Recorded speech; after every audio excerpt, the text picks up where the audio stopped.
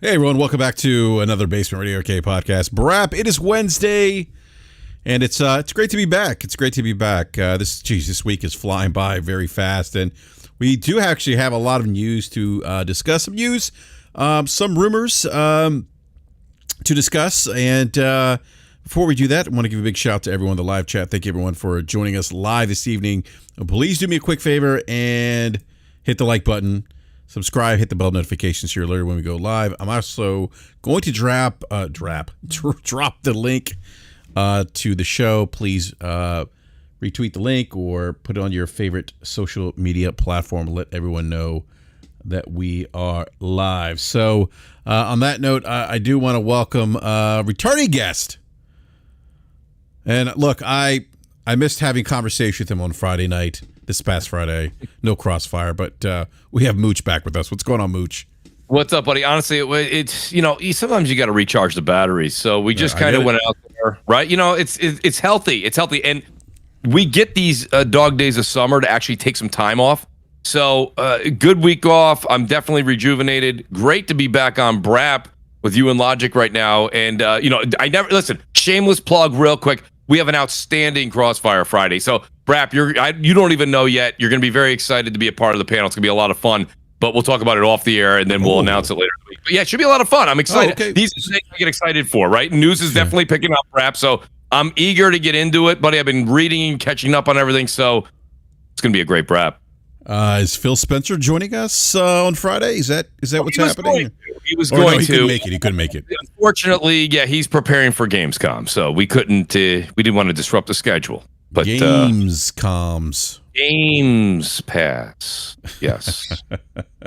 Well, Mooch, it's great to have you back on because, like I said, missed Crossfire last Friday. And actually, you know what? Maybe you had mentioned there was no Crossfire last Friday, but I'm like, is there Crossfire today? Listen, I did a kind of a half-assed job on that. So I did put it on the channel. I let everybody know on the channel with some. Gotcha. Okay. I meant to write to you, like I said, when I sent out the shots, the photos on Saturday. We literally were going so early on Friday, and then we're out with no reception out on this boat. So I said, you know what? There's no way I can even get up. Then I saw your message at around 4:00. Because you knew something wasn't right, and I wrote you. By the time I wrote you, it was so late. So that's my apologies to you, BRAP. Usually I'm well. Oh, no worries, man. No worries. I'm trying to make sure everything is detailed. Yeah. And I apparently didn't cross the T's and dot the I's on that one. So my apologies in advance. I was thinking, I was like, maybe Mooch is at happy hour. Oh, that would have been nice, right? I'm not gonna lie to you. I was partaking in some beverages. There were beverages there, absolutely. Gotcha. Yeah, RPG 88 in the chat goes, Mooch, I was lost. RPG, we're back, buddy. We're back on Friday, promise. Lost. Yeah, I don't think we have any Fridays off until we get to Christmas. I don't think so. You never know. A birthday could land somewhere, but we're going to be there every Friday. We try not to miss many. Yeah, by the way, I was like, on Friday, I was like, well, what do I do now? What am I supposed to do? I got 2 hours. What am I supposed to do? Yeah, so I ended up having a buddy over, and so we had a couple beverages and hung out. So it was I cool. always recommend that. Yes, yeah, good time. Yep. So that's funny. I was lost, Mooch. That is pretty funny. Also want to welcome Game Logic. What's going on, Game Logic? Hello, my friend. How are you guys? Doing well. Hey, it's Wednesday, and look, I'm looking forward to the weekend to dive a little bit deeper into my game of the year, Tears of the Kingdom, The Legend of Zelda. Ah, yeah. You know what's actually really cool about Zelda, and kind of got to go back many years ago.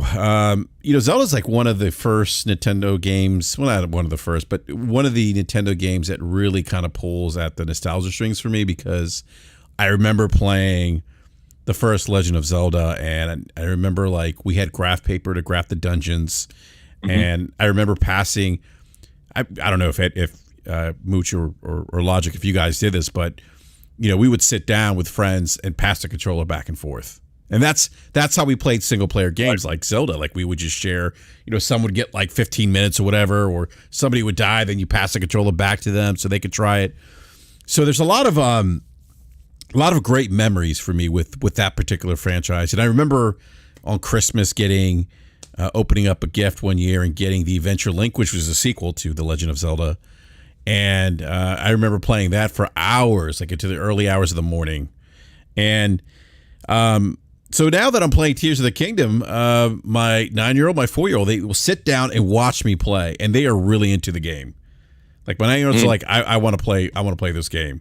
My 4-year-old's like, he's like, Dad, we gotta go find Zelda. And he's like, let's go play. I'm like, okay. So it's been really cool to kind of share that experience with them. So, yes. And the fact that that's kind of one of my, experiences as I was probably like 9 or 10, I think, when that game came out. So, yeah, kind of in that same age as my 9-year-old, and just sharing that experience with them. So it's really cool to, as an adult now and as a parent, to be able to share those experiences with your kids. So, absolutely. Yeah, absolutely. But anyhow, so we do have some news to talk about. We have some Xbox related news. We have NPD. I will not call it whatever it is. What is it called? Like Circana or something now. It's hard for me to Circana. It's hard for me to refer to NPD as Circana now. But we'll talk about NPD numbers here shortly, and we'll talk about Starfield. I mean, I think that's a big release for the Xbox coming up next month. We were talking about that game in particular before we went live, and there's some news coming out of not coming out of Gamescom just yet, but for Gamescom, it looks like there will not be a playable version of Starfield there at Gamescom. There's some chatter about that. I don't necessarily think it's a big deal per se, but anyhow, I do want to talk about Final Fantasy, because Final Fantasy 14 has been announced.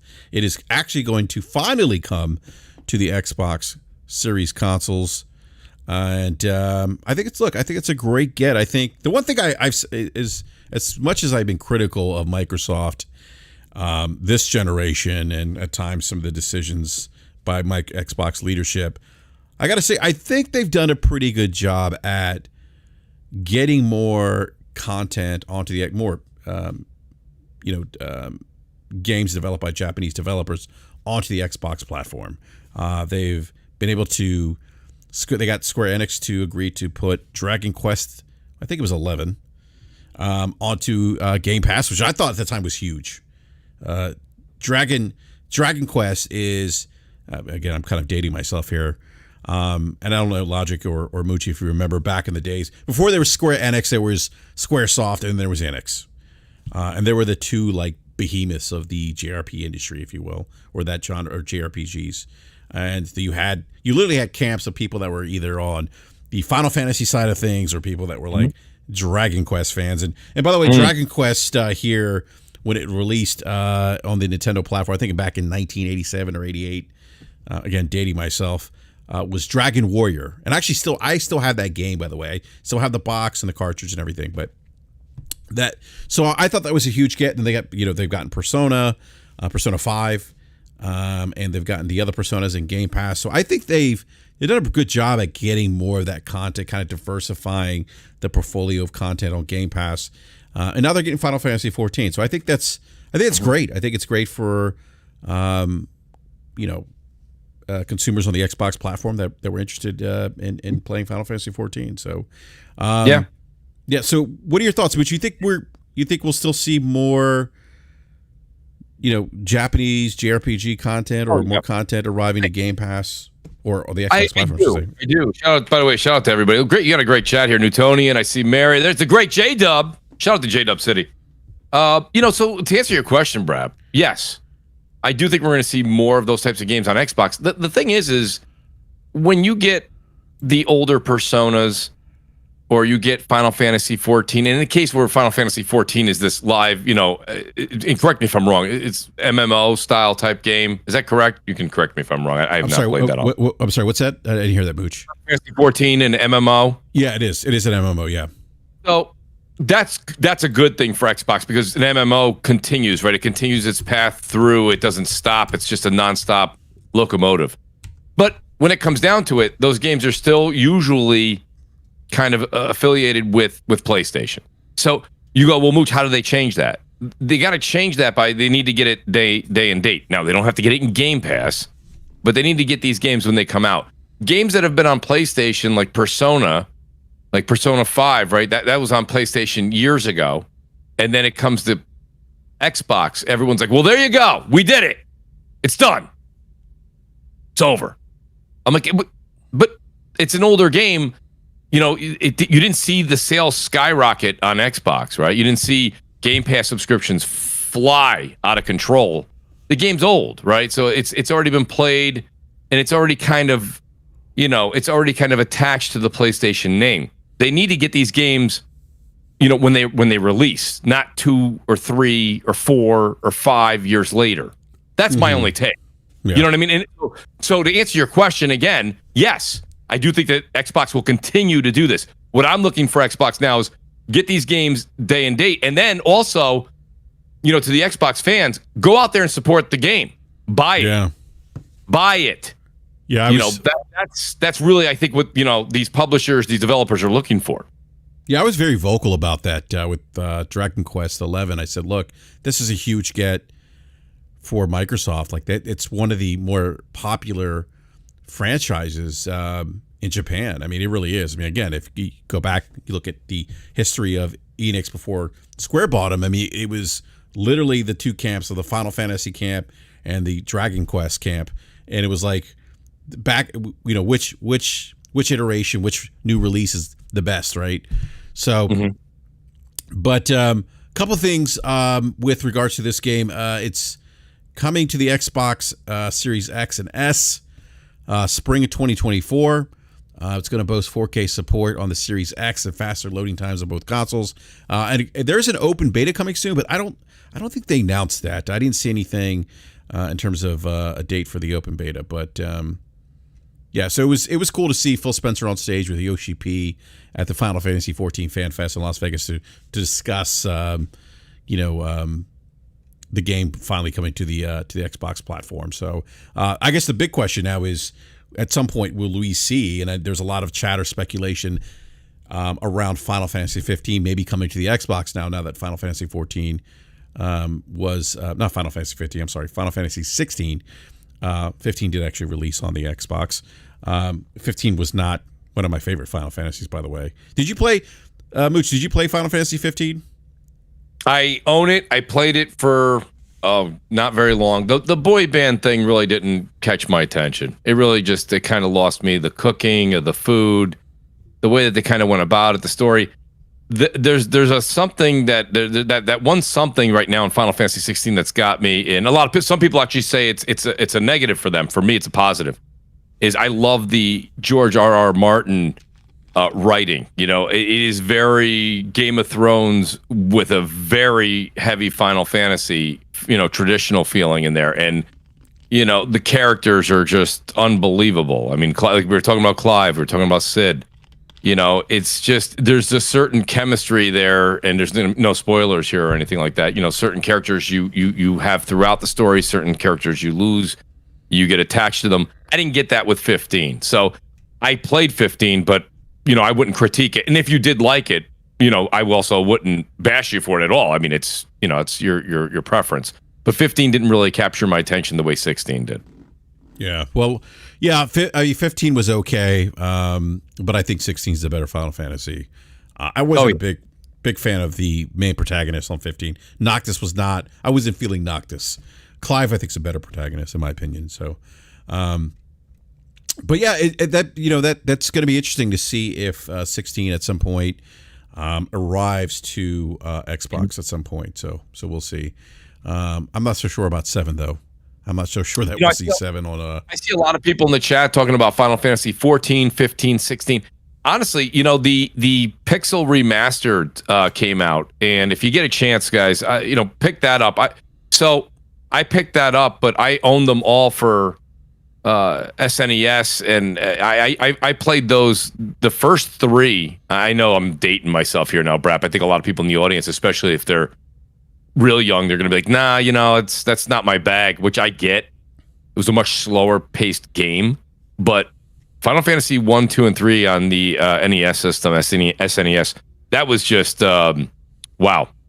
Play, if you get a chance, play that, or play the Pixel Remastered that's out on PlayStation It's just an amazing way to kind of get into the mood of Final Fantasy. And I mean, of course, Final Fantasy VII Remake was amazing. I beat that.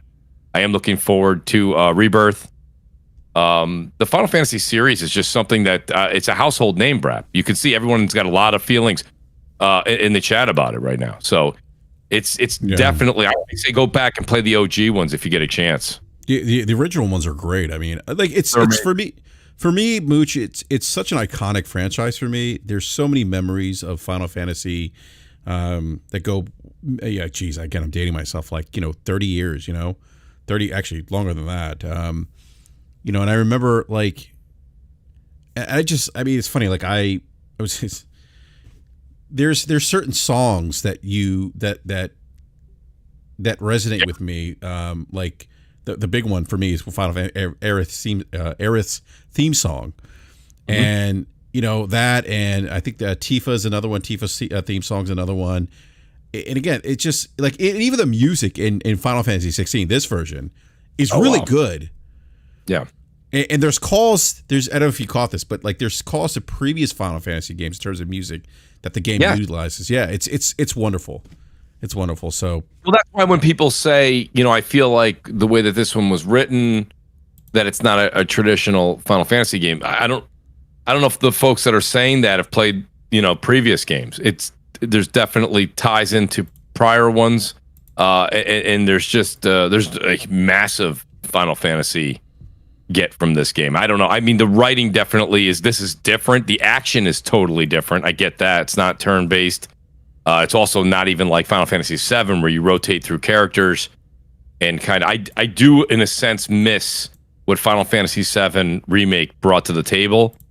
You're right now you're walking around. You have Toro. I always say the dog's name wrong. Just call him T. Torgo? Torgo or Torg. I always get his name wrong. It's me problem. You got Jill, yourself, Sid, and there's multiple other characters. Again, I don't want to give too much away. I don't know how far I see a lot of people are playing it right now. But like, I would like to have been able to do what I can do with Final Fantasy VII with these characters. That would have been a lot of fun. Versus only really controlling Clive.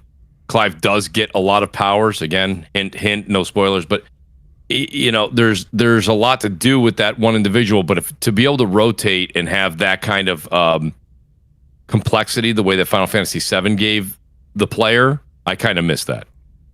Torgal, thank you, Mary Wilcox. The great Mary Wilcox is here.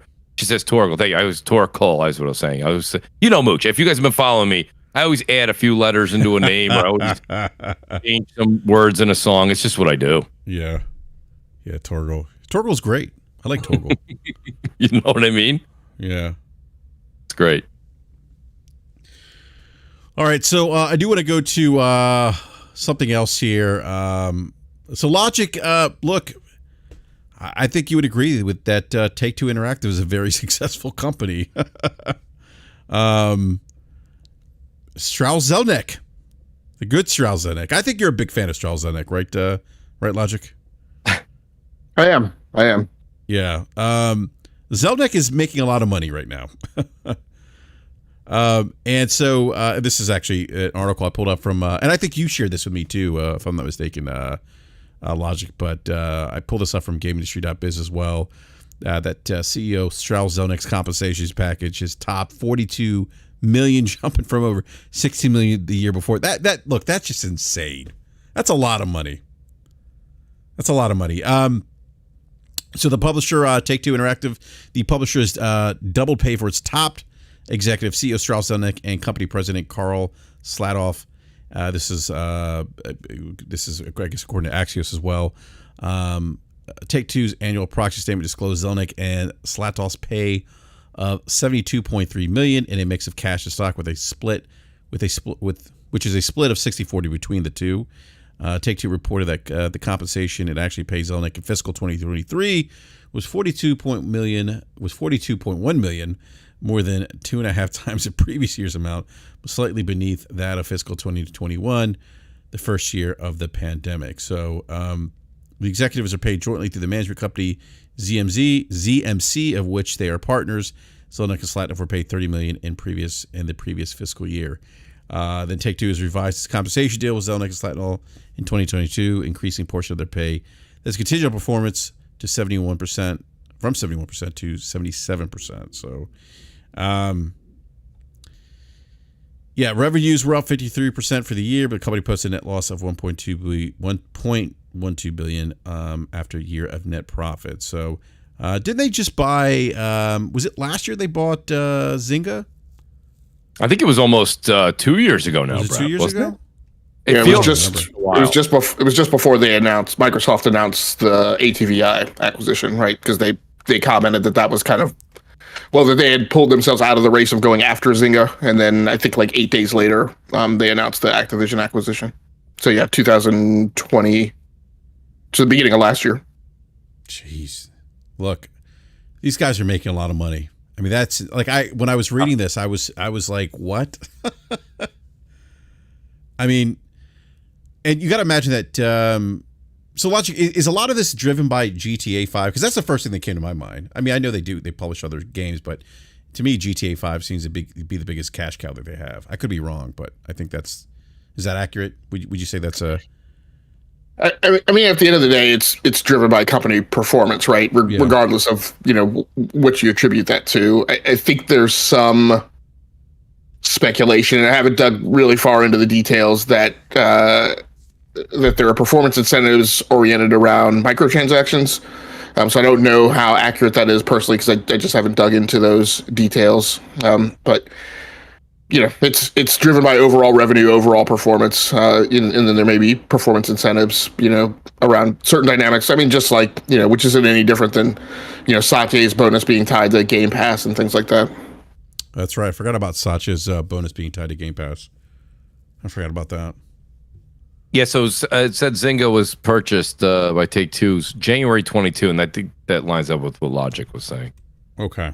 So it was right before the Activision Blizzard deal. Yeah, they announced it and then they closed it later that year. I think later in May, which I think all of us missed, because everybody was, all aflutter about the ATVI acquisition, and has been since. Yeah. Well, I mean that. It's kind of nice to get back to normal conversation, I think, now at this point. Well, be prepared. The end of August is probably still going to bring at least one more week of that. Really? I hope not. Well, isn't there the final? No. Or maybe it's October where they have the final. There's a final negotiation. I think that's the CMA. Well, we all kind of say that. We're like, it's just CMA. I mean, you really don't want to. They need the CMA. I mean, they need them. The CMA needs to change their minds on it in order for this to really work out. They do not want to lose that sale, right? I mean, think about it. Yeah. No, it's not over yet. It's close to over. I don't think we're going to talk about it in detail until we get to that deciding point and see what the CMA really does. See if Microsoft makes the offer that kind of makes the CMA say, okay, all right, well, we'll go back on our ruling and we'll vote the other way with these changes now made. But it's not over yet. But it's, I mean, I would, if you're a gambling man, I would definitely say that you're probably going to put money on it's going to go through at this point. But it's still not. They haven't reached the finish line. Yeah, that's true. I mean, we're almost there though. We're almost there. So it's right. You can see the light at the end of the tunnel. It's just that it's not there. Yeah. We're definitely closer to the finish line than the New York Mets are. Listen, I don't want to lose the audience here. I mean, but I said this at the beginning of the year, and no one listened to me. I was not excited about picking up Verlander. I don't know if the great J-Dub City's still in the chat because he's a huge Astros fan. Verlander being 40 years old and Max Scherzer at 39 years old. That's not an excitement for a Mets fan. I am not excited to have two 40-year-olds as my 1 and 2 in my rotation. So the fact that we traded them away, we got $50 million back for next year's payroll, and we picked up the number one prospect from I believe it was the Astros, and then on top of that, we've got an unbelievable top 50 picks from a series of teams for all the trades. I'm not excited. The press is making it bad, but hold tight, Mets fans. Hold tight. Right now, we're going to be fine. 2025.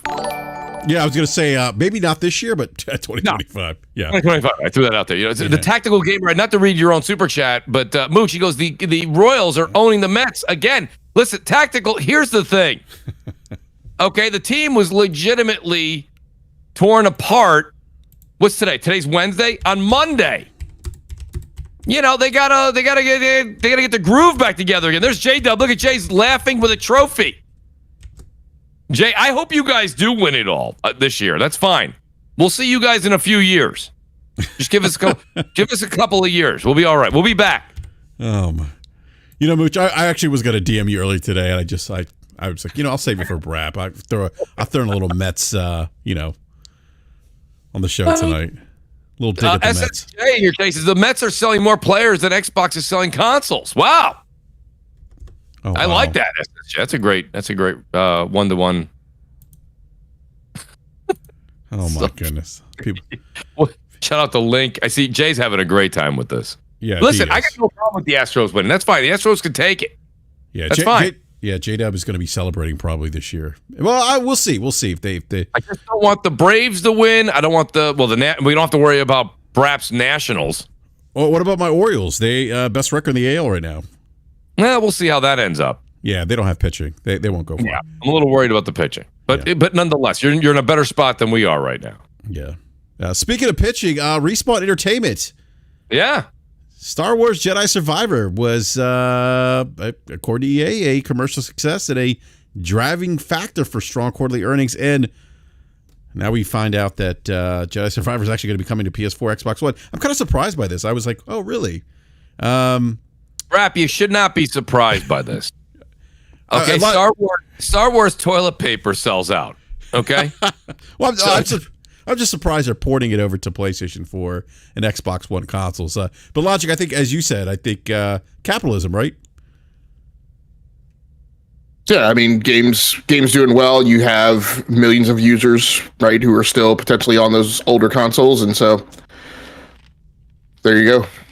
Well, what I want to know, Logic, is who asked for that port? Everybody who's waiting on the next Nintendo Switch, I think. Oh, which we'll talk about here shortly. I don't know. It sounds like a cash grab. I don't think it's a cash grab. I'm just making fun of people who think like that. No, but maybe Disney was running around money hatting and shoved them some cash to push out some Star Wars stuff to some other platforms. Yeah. Well, according to the game's director, Stig, I'm going to butcher this name, Stig Asmussen. I totally butchered that name, by the way. He explained the reason for skipping PS4 and Xbox One was so the team could deliver a true next-gen experience of the Star Wars universe. But it seems that Respawn is also willing to lower the resolution frame rate to accommodate the older hardware of the PlayStation 4 and Xbox One. So, look, I think it's cool that it's coming to the PS4 and Xbox One. So, how's the game performing now? By the way, have they fixed some of the performance issues on the current gen and PC? I haven't been keeping up with that, so I'm asking. If you're asking me, I can tell you right now. So there's definitely been patches. Shout out to Doc Dark, by the way, who was here. Shout out to Doc. So they have made patches, and I've heard, as far as the PC's concerned, there are definitely big improvements. They're big improvements to the game. But I've heard from people that are playing it saying it's still not right. So that's why I saw a lot of comments today under that announcement, BRAP, that said basically, okay, so you're going to bring this to PS4, and I think it was Persona. Shout out to Persona. I think he said, you're going to bring this to PS4 and Xbox One, and you're going to take time to work on that. But you're not. Why don't you fix the game that's not working right now on console, current gen console and PC? Why are you wasting time, effort from the developers to work on that? Of course, we know it's to make money, but I'm saying fix the product that you have out there right now that's not 100%. Yeah. Well, I would imagine this is probably light lifting to do this port. Would you agree with that logic? Like, this is probably just an easy port for them to do. I mean, it's easier than spooling a whole new game, certainly, but I mean, the PlayStation 4, I mean, there's probably not an insignificant amount of work to do there. I mean, I'm kind of where Mooch is, right? The problem is even if it is an easier do, the problem is that there's still significant amount of work that they could do on the currently deployed versions. And, I mean, they're not doing that. I mean, we talked a few weeks ago about the comparison between, how Sony has responded to the flub of the PC port of The Last of Us, in comparison to how Game Pass has responded to, the flub of Redfall. And how, PlayStation has pumped out a number of patches. At the last time I checked, it was 11. Right in that game, at least from the view of the Steam user community, that game has significantly improved, right, in reception versus Redfall, which had at the time I was checking like 3 patches released. And so there have been patches released for Jedi Survivor, at least. I haven't checked personally myself on the PlayStation 5, which is where I was playing it. My understanding is on Xbox Series X, there was a patch released so that it hits 60 frames per second with a few drops down to as low as 49. And that quality mode is still at 30. But my problem when I was playing it on the PlayStation 5 was that, just the improvement in visuals, by stepping up to quality mode was so negligible that there was just no point in running in quality mode. You might as well just run in performance. So, here we have this game that is released that was a full price game that was supposed to be one of the kind of marquee releases of the year, and it's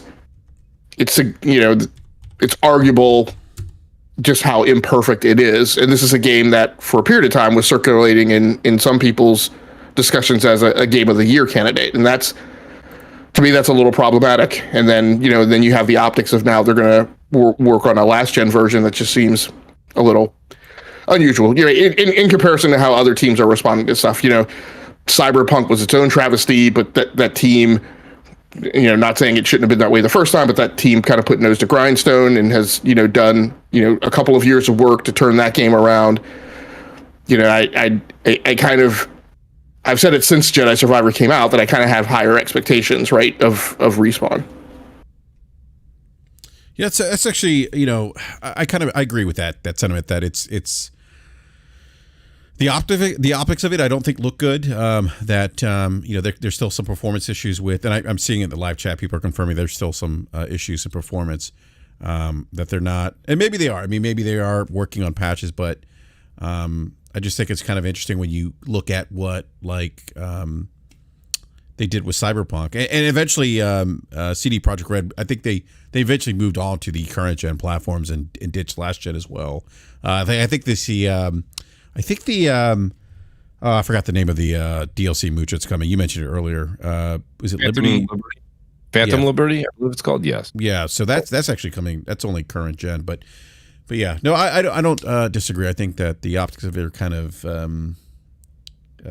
don't look too good. Like if there's still issues, and I would imagine they would want to.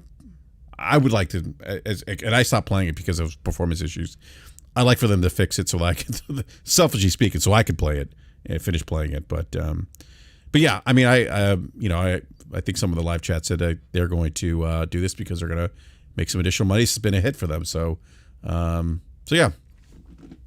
I do want to move on to Nintendo. I think someone mentioned Nintendo a little while ago, but there is a rumor going around that development kits for Nintendo's next-gen console are now with key partner studios, with the launch planned for next year. So the rumor is that the company's likely to release new hardware during the second half of 2024, which is, I think they launched the, what was the Switch? Was that April release? I don't remember March. now. Was it March? March of 2017. Yeah. So it was formally announced in January.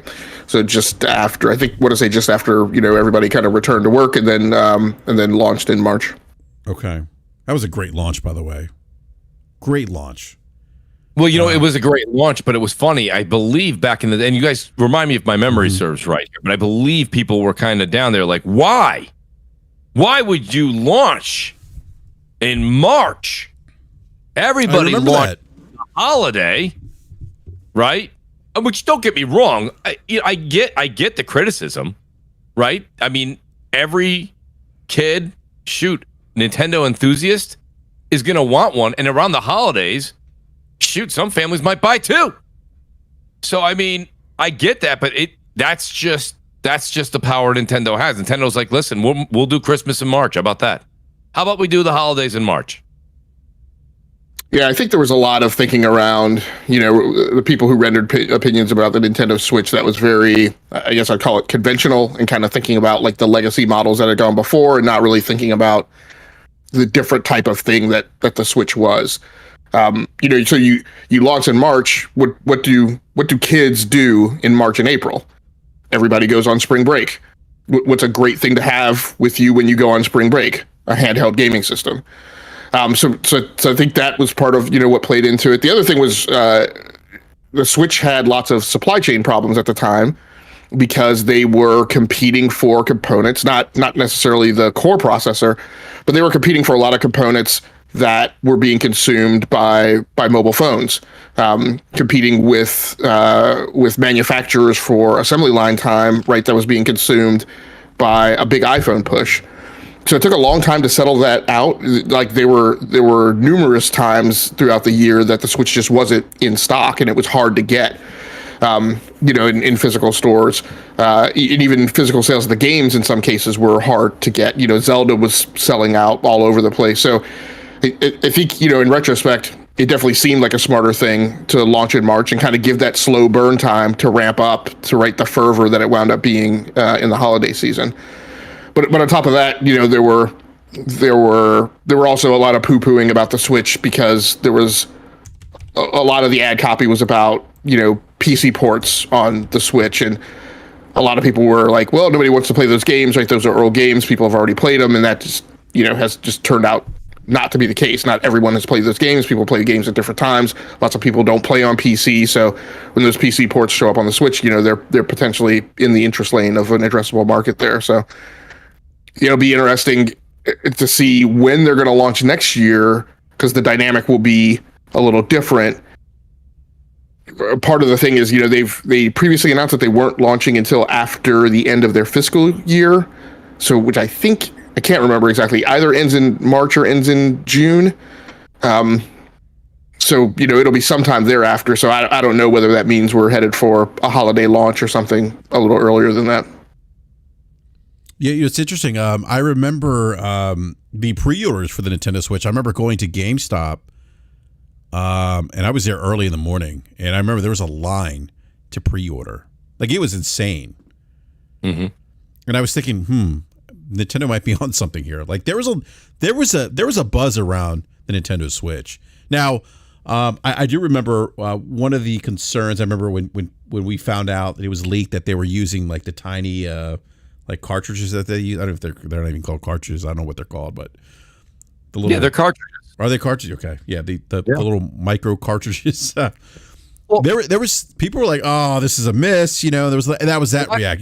Gamers like that's what I wanted to bring up, and Logic made a good point, but he was kind of playing Monday morning quarterback. If you actually go back to the launch, the idea of Nintendo going to a portable device with the cartridges, okay, they were getting negative press for quite some time to the lead up to that March 2017, if I remember right, and the audience can tell me if I'm wrong. But that was all. Do you remember some of the leaks that came out before we knew what the Switch was actually going to look like?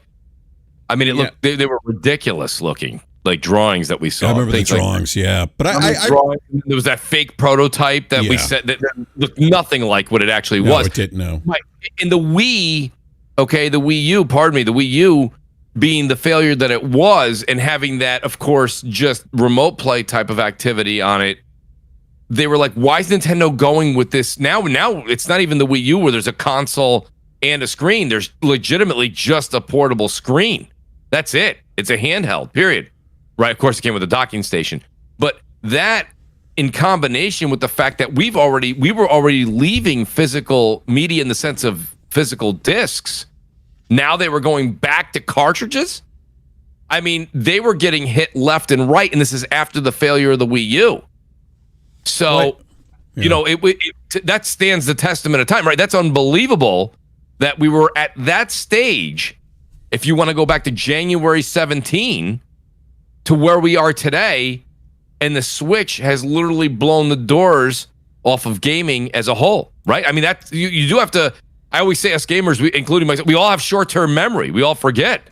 But it was gloom days for Nintendo. Is Nintendo gonna make it? Has Nintendo finally seen the end? Tune in Friday, 7 p.m. Eastern. You know, I mean, it was always like, well, that's it, right? And now it's a success, and now people are like, I'm okay. Yeah, now people are saying I'm okay with a PS4 type of technology inside the new Switch 2, if you will, or Switch Pro. That's legitimately going to be what it probably is. Rumors are saying it'll be the strength of an Xbox One or a PS4. Mm-hmm. So, which is fine.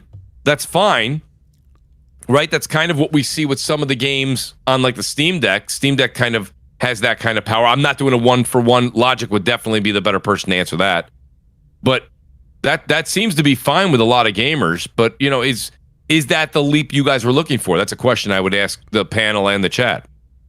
Well, you know, go ahead, Logic. I mean, the first thing I talk about is a little bit about what Mooch mentioned about like the news cycle and the commentary, right? And this to me is a classic historical proof point of when I frequently talk about how the press and gamers and YouTube and Twitter, in their effort to apply their own perception to market assessment and analysis, often get it wrong, right? There was a lot of wailing and gnashing of teeth about the direction Nintendo was headed in, but very little attention paid to what people were actually doing and how this thing was actually going to play out. And I remember the day that it was announced, I personally walked out of work, where the space I was working in, I couldn't have my smartphone with me, right? So it was out in my car.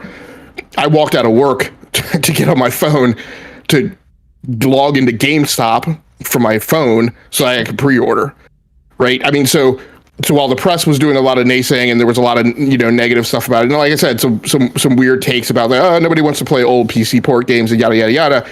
I think that a lot of that was a miss. And a big part of that was the fact that people were not recognizing that by making the move it did, Nintendo was essentially collapsing what had historically been two markets for it. You had the people who were looking for an upgrade to the 3DS. And at the time, there wasn't necessarily a firm commentary from Nintendo that there was going to be a successor to the 3DS. And you had people who were looking to get off of the Wii U, which had been a travesty.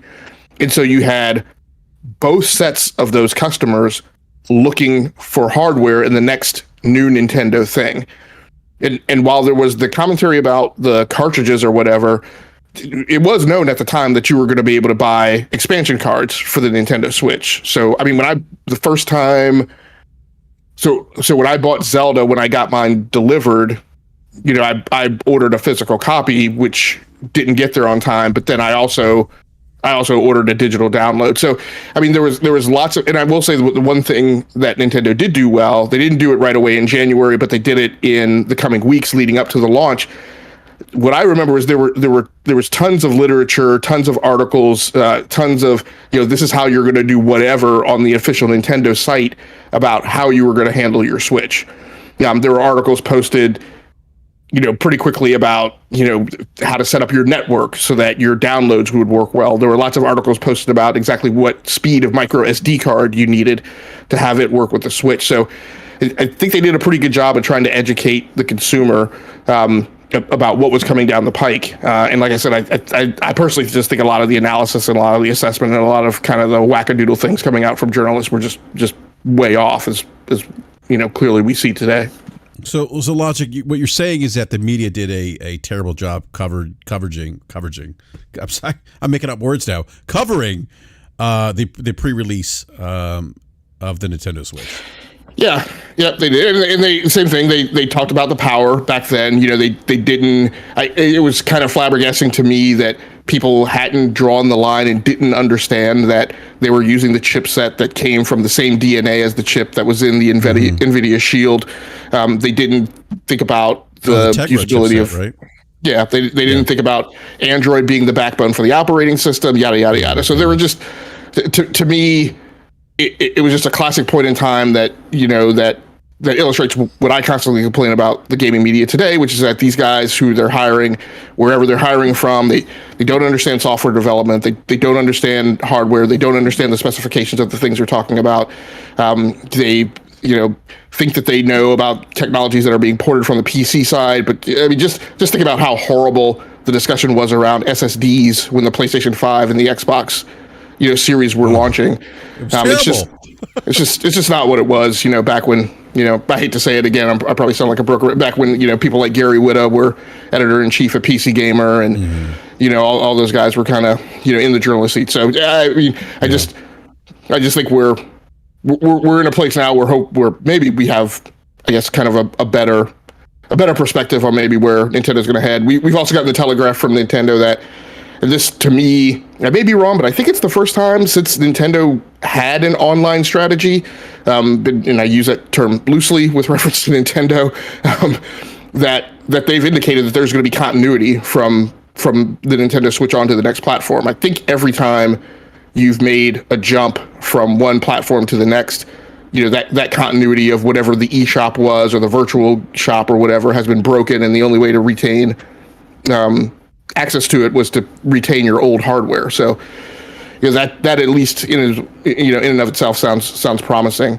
As far as the power jump, it's 6 or 1/2 dozen the other. I think the main thing, again, kind of going back to the way the media analyzes this and gamers talk about it, is I think what they don't give enough credit for is how high on people's requirements list the portability factor is. I think that that earns a lot of compromise with a lot of customers on what they're willing to accept from a power perspective, as long as they can take something on the go. And I don't think that the Steam Deck or the ROG Ally or whatever Lenovo has cooking, I don't think any of those are seen by most gaming consumers as viable alternatives to a Nintendo Switch 2. Yeah, that's a great point, Logic. And back to your point about the media coverage and kind of and I've said this, you and I've talked about this a lot. There is a disconnect, right, between the dynamics of the market, the realities of the market, or how the market reacts versus what we see on Twitter at times. And unfortunately, how not all gaming journalists, some gaming journalists cover the news in gaming. And it's, Mooch, you and I have talked a lot about gaming media in the past. Yeah. Great one of my favorites. Yeah, I kind of agree. Mooch, you've been saying it for a long time. Logic, you've been saying it for a long time too. Like, the gaming media, the coverage from the gaming media has been pretty bad. And there are some good gaming journalists out there. There are some that are my go-tos that I go to. Absolutely. But they are like, if I go back to the coverage of the whole ABK deal, as a recent example, I mean, the coverage of that was just atrocious at times. Just terrible. Oh yeah. They all do their own. Everybody can crunch their numbers. Everybody can see. They do their own algorithms now. And Logic, he speaks a lot to this. Is just they know where the money's coming in, right? So the angles are slanted a certain direction. It's just the way it is. It's where they know their audience is, right? They know their audience is there, so they're feeding to their audience. So, a lot of it right now, if you stop and think about it, I hate to go back to sports, but it's always like sports, right? So you tune into ESPN and you've got people in between, whether it's, in halftime show, and they're sitting there and they're like, listen, this is what I think is going on with this team. I think they need to do this and this and this. They know what they're doing, and they're actually just having opinion talk. It's not really relating to the news anymore. It's just their opinion. It's a massive publication of opinion, and then they know who's gonna click and who's gonna read and who's gonna watch, and it is what it is, and that's fine. That's fine. It's just now we, the consumer, okay, has to, whether you're consuming the media or the gaming content, you have to now be the editor. You have to be your own editor. You have to go through and watch what you want to watch and read what you want to read and find the news. When you're looking for news, you know where to look. When you're looking for opinion-based, you know where to look. And so that's kind of where we are now, BRAP. And that's across all things. It's sports, politics, gaming, everything, cars. It doesn't matter. Whatever the fanatic, in quotes, appreciates that media who's writing to those consumers knows how to get the clicks and knows how to get people to tune in. And that's fine. That's fine. That's just what it is. And that's across all sorts of media. It's not just the gaming media. So you have to look and find where you want to find your news, and you know where to find it. I don't have to tell you where to go. You guys know exactly where to find the news when you're looking for what is actually happening, where are the statistics, right? There's the gentleman that you've had on the show a couple times now, BRAP, that reports, the NPD. Matt Priscatella. Yeah, we've had him a couple times. Matt's a great person to follow on Twitter, I think, a lot of times, because Matt, if you're looking for that hard-nosed data, right? That's Matt. And there's a few others out there. But then there's, opinion pieces, and they're good at what they're writing, but you can see that they're definitely slanted one way or the other. You know what I mean? And how their audience responds. So it is what it is right now, Brap. That's just, and again, that goes for sports, anything else. It doesn't really matter what we're talking about. It's just the way the world turns now. Yeah. Well, and I go back to, the Nintendo coverage and some of the concerns and the knee-jerk reaction. Very different, though. Like, I know this is, not concrete proof that it was just massive buzz and there was, just a crazy amount of pre-orders at the time. But I just remember going to, despite all the concerns about the form factor and the fact that it was going to have a small cartridge and that there's going to be PC ports and all these things, I just remember going out to GameStop at 6 o'clock in the morning, at 6 in the morning, just to pre-order the Nintendo Switch, just to pre-order. And there was a buzz and level of excitement. There was this huge line, and I remember seeing people like really disappointed when I went to go pre-order the PlayStation 5. Well, that was during the pandemic too, but there's still people there, but just the buzz. I hadn't seen that kind of buzz for a platform, and it caught me by surprise too, because of what had happened with the Wii U and how disappointing that platform was for Nintendo and how it didn't really sell well. And so to see the kind of buzz and excitement, just at pre-order and the massive line that I saw at GameStop, I was thinking that this could be something special, and the rest is history, as they say. I mean, the Switch has gone on to sold 150. I'm just happy to see. I'm happy to see the Nintendo Switch, or Nintendo continue. Period. Like, you don't understand. I don't play a lot of Nintendo. I really don't. But I don't care. As long as I'm alive, I'll always have the new Nintendo in the house. Like, it's just something I grew up with, right? Like, and I know that the console wars, everyone's like, we shouldn't console war. Meanwhile, every company console wars. But like, you want to talk about the Xbox, PlayStation console wars. We could say what we want now, but boy, that Nintendo and Sega console war was just, that was unbelievable, right? So, I remember that. Sega does and Nintendo don't. Yeah, well, us Nintendo guys don't appreciate that slogan at all, Brap. But I'm a Nintendo guy. Look, they make great games. The Nintendo Sega world, I'm definitely. I had a Sega Genesis, of course. Mm-hmm. I mean, I didn't want to miss out on some of those games, but I got to be honest with you, I definitely was a Nintendo guy. I mean, just that's where I bought 95% of my games. Yeah. So one thing I wanted to ask you guys, because I saw a couple comments go by in the chat that Nintendo's predominant success has been with handhelds, and they've only released 2 successful full-size consoles. I don't think that's correct. The only regular size console that they've released that has not been successful, I thought, was the Wii U. It was the Wii U, yeah. I mean, the Nintendo Entertainment System Logic, the SNES was successful. Nintendo 64 was successful. GameCube, that's when you start. Well, the GameCube was outsold by the original Xbox. But there were some really solid games on the GameCube. And then they hit lightning in a bottle with the Wii, and that sells gangbusters. And then there's a disappointment with the Wii U. But yeah, I would say that. But their mobile or 3DS devices were big sellers for them. But I wouldn't. I don't think that. I don't agree with whoever said that their home consoles weren't successful or whatever they said. That's not the case.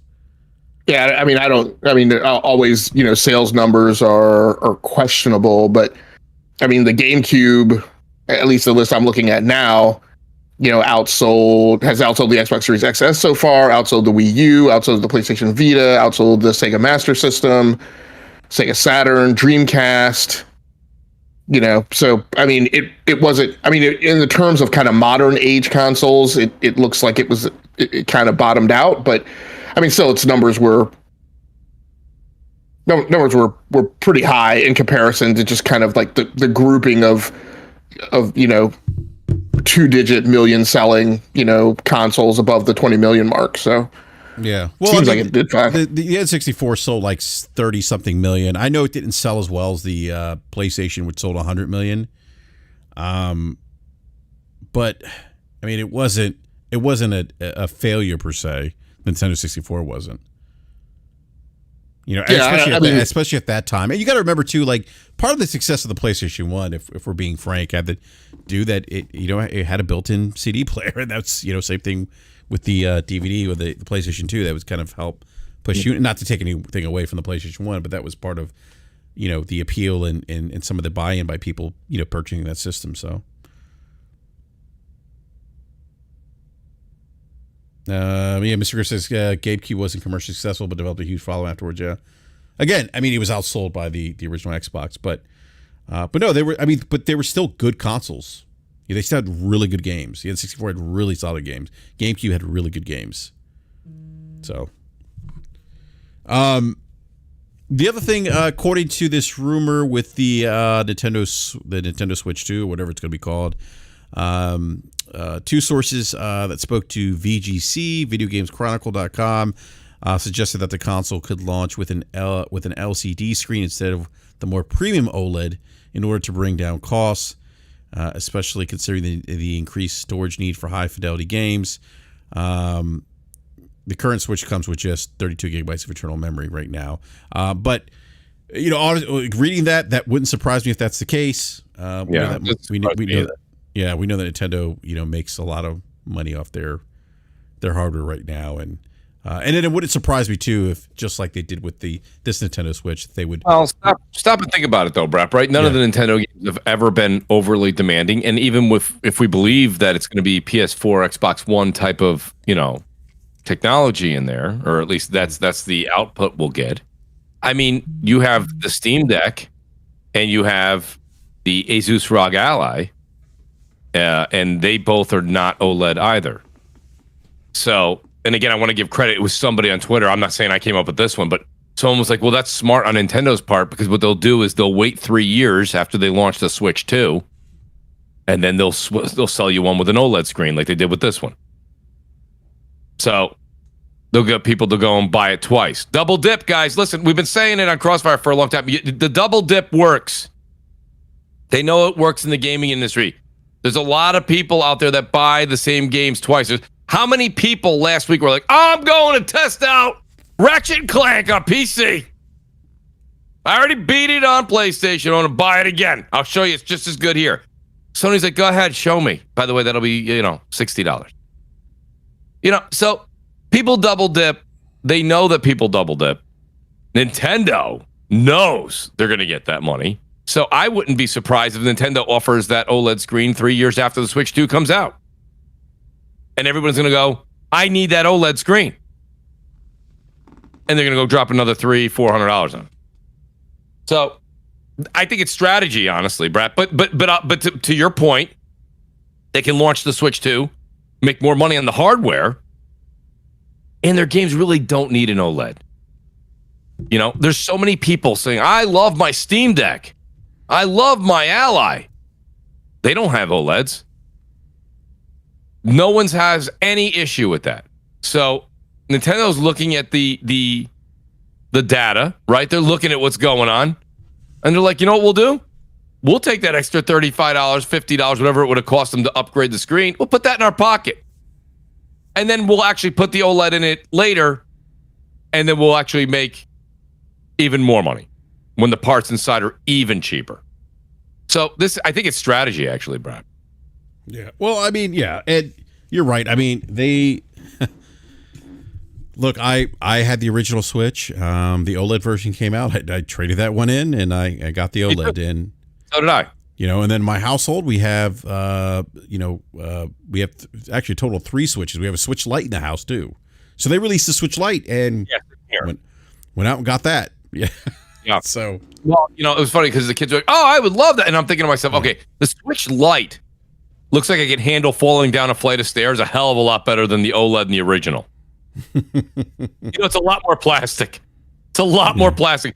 It's just the original one. If you went and got the day one Switch, which I did, as you guys both did, you dropped that bad boy down some stairs, I think you had a problem. I think you had a big problem. I think the Switch Lite can take a little bit more of a hit.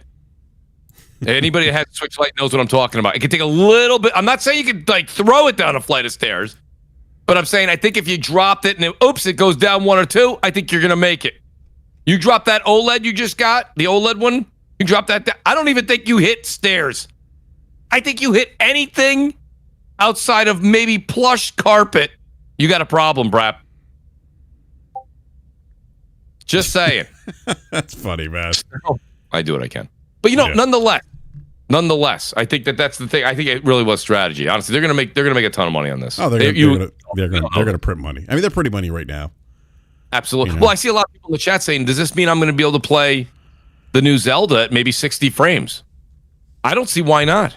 I think I wouldn't surprise me if they release a new Switch version of that game and resell it.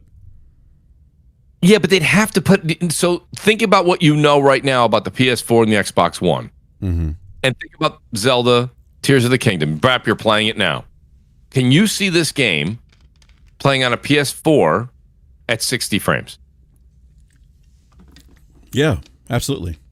Well, that's the question. I'm not saying that I necessarily have the answers, but a lot of people in the chat are like, "Can we play this game?" And it was further up in the chat. They're not asking right now. It was when we kind of brought this up. They were like, "I hope I can play the new Zelda at 60 frames." I think it could. Yeah, I think it. I would imagine it probably could. I mean, it wouldn't surprise me if Nintendo re-released that game, and there's gonna be if it runs at 60 FPS, has some improved, visuals, people are gonna go out and buy it. I don't know if I would buy it again, but the rumor about the Switch 2 that's concerning, and I don't know how much I believe it or not, is they're saying no back compat. So they're saying I don't think there'd be back compat. That wouldn't surprise me. You don't think you'll be able to take the cartridge and put it into the Switch 2? I don't think so.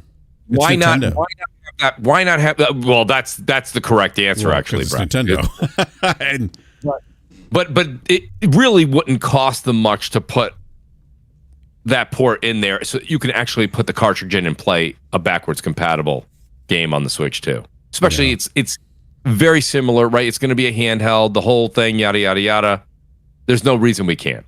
But the answer is it's Nintendo. So it's Nintendo. They know people are going to. They know people are going to go out and buy it.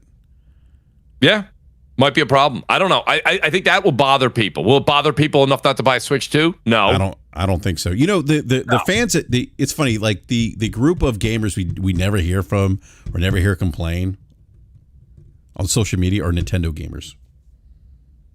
No, as far as I'm aware. Yeah, you don't see it. You just don't see it. No. They're happy with what they get. They're playing games. So one thing I want to mention is boycott activity is, it says in the chat, we're over here talking about Xbox failing with 50 million consoles, but Nintendo's a success with 32. I roll. So first of all, let me just point out again, as usual, more console warring bullshit. But specifically, you're making that comparison, and you're talking about 50 million consoles, and I guess you're talking about the Xbox One, which I mentioned in chat was outsold 2-1 by the PlayStation 4. The Nintendo comparison to that generation, because as these generations moved on, your overall addressable market has increased in size. So when we talk about the units that sold 30-something million, that was when the gaming market was much smaller. When in the era that you're talking about, that's the Nintendo Wii U era at 13.56 million units, and none of us said that the Wii U was a success. No, and actually, I saw his commentary. Nintendo said it was a failure. Yeah, I saw his commentary about when I mentioned the PlayStation 1 and people buying it as a CD player. Actually, people did. Like audiophiles were actually buying it because it was actually one of the best CD players on the market at the time for CD players. And actually, so was the DVD player for the PlayStation 2 as well. So that actually is true. Oh boy, here we go. Here we go. Boycott cap. That's all you like. That's all I need to know about your mental capacity when you start using the word cap to so apparently we have a 5-year-old in the chat, so we'll just move on.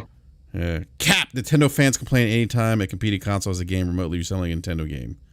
Oh, okay. I mean, if we want to make it a console war thing, then we'll just point to the fact that the Nintendo Switch has sold about 125 million units, while Xbox continues to kind of smoke exhaust pipe, as far as we can tell. So well, I think the Switch is over 150 million. Probably be one of the best selling consoles. Gaming devices, consoles. What did the Wii sell? The original Wii? Like 100. Yeah, we sold just over. Looks like we sold just over 100 million at 101.6. The Nintendo Switch numbers I have are 125.6. But again, I mean, numbers vary as whichever list you're looking at. Yeah, I think it's more than 120 something now. Yeah. Let me see. I will continue looking. Yep, 125. You're right. 125. Yeah, 125. Yeah, I mean it's neither here nor there. I boycott whatever his face is. I can't see him in the chat now. Getting his all in his feels and getting his tummy twisted over numbers. Like I mean, there's absolutely no question, and there's no point in having a conversation.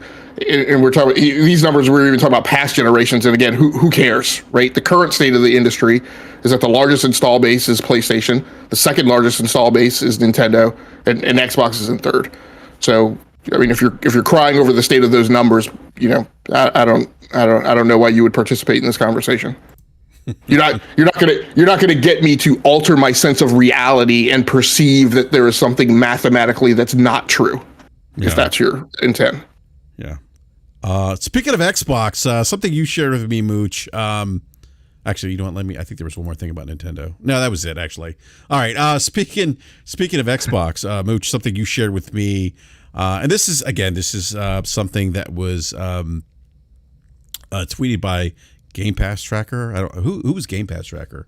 What is that? I've never heard of that, Mooch. By the way, on Twitter. Yeah. I've heard of. They pulled something from the and this is from the whole Activision Blizzard thing from the EU document about Microsoft buying Activision, and it's believed potentially that the Activision Blizzard games will be well, actually, let me read this thing. Game Pass Ultimate accounts for 70 to 80% of all Xbox Game Pass subscriptions. So for those who don't know, Game Pass Ultimate is the top tier subscription for a Game Pass that gives you access to both. If you have a Series console and you have a gaming PC, it gives you access to Game Pass on both platforms, right? So that's Game Pass Ultimate. That's what I have. My subscription is running out. And geez, Mitch, this is why I need to focus on Starfield, because my subscription runs out like towards the end of the year. so I have like 2 months basically to beat Starfield before it runs out. But this is from the documentation by the EU, and it's also believed that Activision Blizzard games will be reserved for Game Pass Ultimate subscribers, which is kind of interesting. Yeah. The commission reiterates that post-transaction Activision Blizzard games will likely be included in Game Pass Ultimate only, as opposed to and to the exclusion of other providers of cloud game streaming, enhancing the importance of Game Pass Ultimate significantly, also vis-a-vis non-Windows operating systems. So I think this is interesting. I think, Logic, I think you and I have talked about maybe Game Pass in terms of the kind of content that it offers being tiered. This is interesting because, look, I mean, ABK, a big publisher, they are some very popular, obviously some popular franchises. You look at the numbers that Diablo 4 did with June NPD. It's a top-selling game. Diablo 4 has done very well. They have, there's also, Call of Duty. There's the extensive library of Call of Duty games that they can throw to Game Pass. So, Logic, would this surprise you if they implemented this kind of tier where they would offer, what I guess would be premium games in a higher subscription tier? No, not necessarily. I mean, we've seen models like that across the business. You and I talked about, what they'll potentially do on mobile. We've seen things just get pulled off the market in terms of your ability to buy them individually and say that, okay, now the only way for you to obtain it is via subscription. So, there are all sorts of possibilities. I mean, that's, one could argue, the kind of good position Microsoft has put them in, the empowering position that they've been put in, is that they have a lot of, dials, levers, switches that they can flip to kind of, tweak their business model as they go down the road, and kind of make it suit their needs and make it most beneficial to them. Yeah, that's a great point. I got to go back to. You know what? No, I'm not going to address that. Never mind. Mooch, what do you think, man? Do you see them going this route? Kind of offering that tier. So this is a blatant kind of prediction. Can I see it? Yeah, of course. I mean, they've been wanting everybody to go to Ultimate for a very long time, and we see now what they have with they have the different tiers now of Game Pass. And I don't have the chart in front of me. I remember there's one called Console, then there's PC, there's Ultimate, and then there's one other one I'm forgetting. There's Core, which they started testing on the Alpha Ring and the Skip Ring today. Yeah. Thank you. So, I mean, this is what I've been saying for a long time on Crossfire. BRAP, you're there every week, is once Microsoft or anybody, it's not just a Microsoft, it's not a point at Microsoft, it just so happens Microsoft's the one doing it. Once Microsoft buys publishers of this magnitude and everybody's applauding it, you do have to realize that once they have the games that you want to play, they can charge what they want to charge. It is what it is. So right now you have a situation, okay, and I don't know if you want to read the super chat because it kind of goes into what JD Gamer asked in the super chat a moment ago. Yeah, let me read JD's because that was directed at you, Mooch. And so JD Gamer at the $5 super chat says, Mooch, what do you think about the general state of Xbox in 2023? Could you tell me how you feel about its next couple of years? Yeah, so I mean, it kind of ties into this. So as we move forward, everyone says, well, what's the beauty? What's the difference? Like right now, ABK, right? So they get ABK. Call of Duty's that's the big name out of that, right? As far as console gamers are concerned. Diablo just came out. Diablo 3 came out, and guys, correct me, I'm not off by much. I want to say 2012, 2013. So it's 2023. Diablo is that took them 10 years with that huge amount of developers that they have, that big team. So no one's really worried about Diablo 5 coming out exclusively on the Xbox. I mean, that's a ways away from now, right? So it's Call of Duty. Call of Duty is going to be on PlayStation for the next 10 years, right? They just signed a 10-year deal. Okay. So it's the same thing with PlayStation bought Bungie. Does anybody who owns only an Xbox right now feel like are they really mad? Are you guys mad Sony bought Bungie? No, right? You're playing Destiny on your Xbox. Well, PlayStation gamers right now are playing Call of Duty, and you might say, well, the marketing rights. Okay, the marketing rights will go away. That's fine. But at the end of the day right now, PlayStation is blowing the socks off of Xbox in sales. A lot of people say it doesn't matter. It certainly matters. So at the end of the day, all these people that have PlayStations, even when Xbox acquires ABK and has Call of Duty, if Call of Duty is still available on PlayStation, the majority of people are still going to play it on PlayStation. Like, they're not going to go spend $400 or $500 to go play it on Xbox. They're not. And now, if this rumor is true, not only would you have to go spend, let's say you were just a PlayStation gamer. No, well, I play Call of Duty only. I'm going to Xbox. So now you're going to go spend $400 or $500. And now Microsoft may be putting it in the highest tier. I'm not saying they're going to, but now you're either going to be paying $10 a month or upwards of almost $20 a month. for a game that cost you $70, and if you bought it at Christmas, $45. So a game that costs you $45 a year that you love to play, you get at Christmas. Or maybe you got it as a gift at Christmas. You paid nothing. It's a gift. You mooched, which I'm proud of you. You paid nothing. Now you're going to go pay $400 plus you're going to pay $20 a month for that game. Okay. So the state of Xbox right now, to answer JD's, Xbox is, and it depends on what articles you're reading. Xbox is doing better now than it did in the Xbox One era. Of course, they're saying even tracking better than the Xbox 360, which I do think with the numbers we're seeing now coming out month after month after month after that article came out months ago, I think the Xbox is actually probably not going to be doing. I still think the 360 will beat out the Series consoles. And you have to remember, the Series consoles, if there's 21 million sold, 16 million of the 21, I'm guessing, 15, 14, if you want to really call it out, are Xbox Series S's that were on sale for $299. So Microsoft is now literally handcuffed to the Xbox Series S. A lot of people are talking about the whole thing with Baldur's Gate and the situation there. You're hearing it from Remedy. You're hearing it from other developers coming out. We said it on Crossfire. People all made fun of it then. That's fine. The S, I still think the S was a mistake. You don't have to agree with me. That's fine. But that's when you're seeing. So when you see the 40 million to 21 or 22 million, remember that's the PS5 that's at $500 or $400 digital, competing with basically a $299 console. That's being considered this generation, which developers are saying is a pain in the ass for. Okay, so that's what you have to look at when you're looking at what's the state of Xbox. Xbox is doing fine, JD.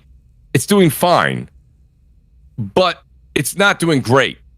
And it's not doing anywhere near what the media and a lot of people told us it was going to do back in 2020. It's not.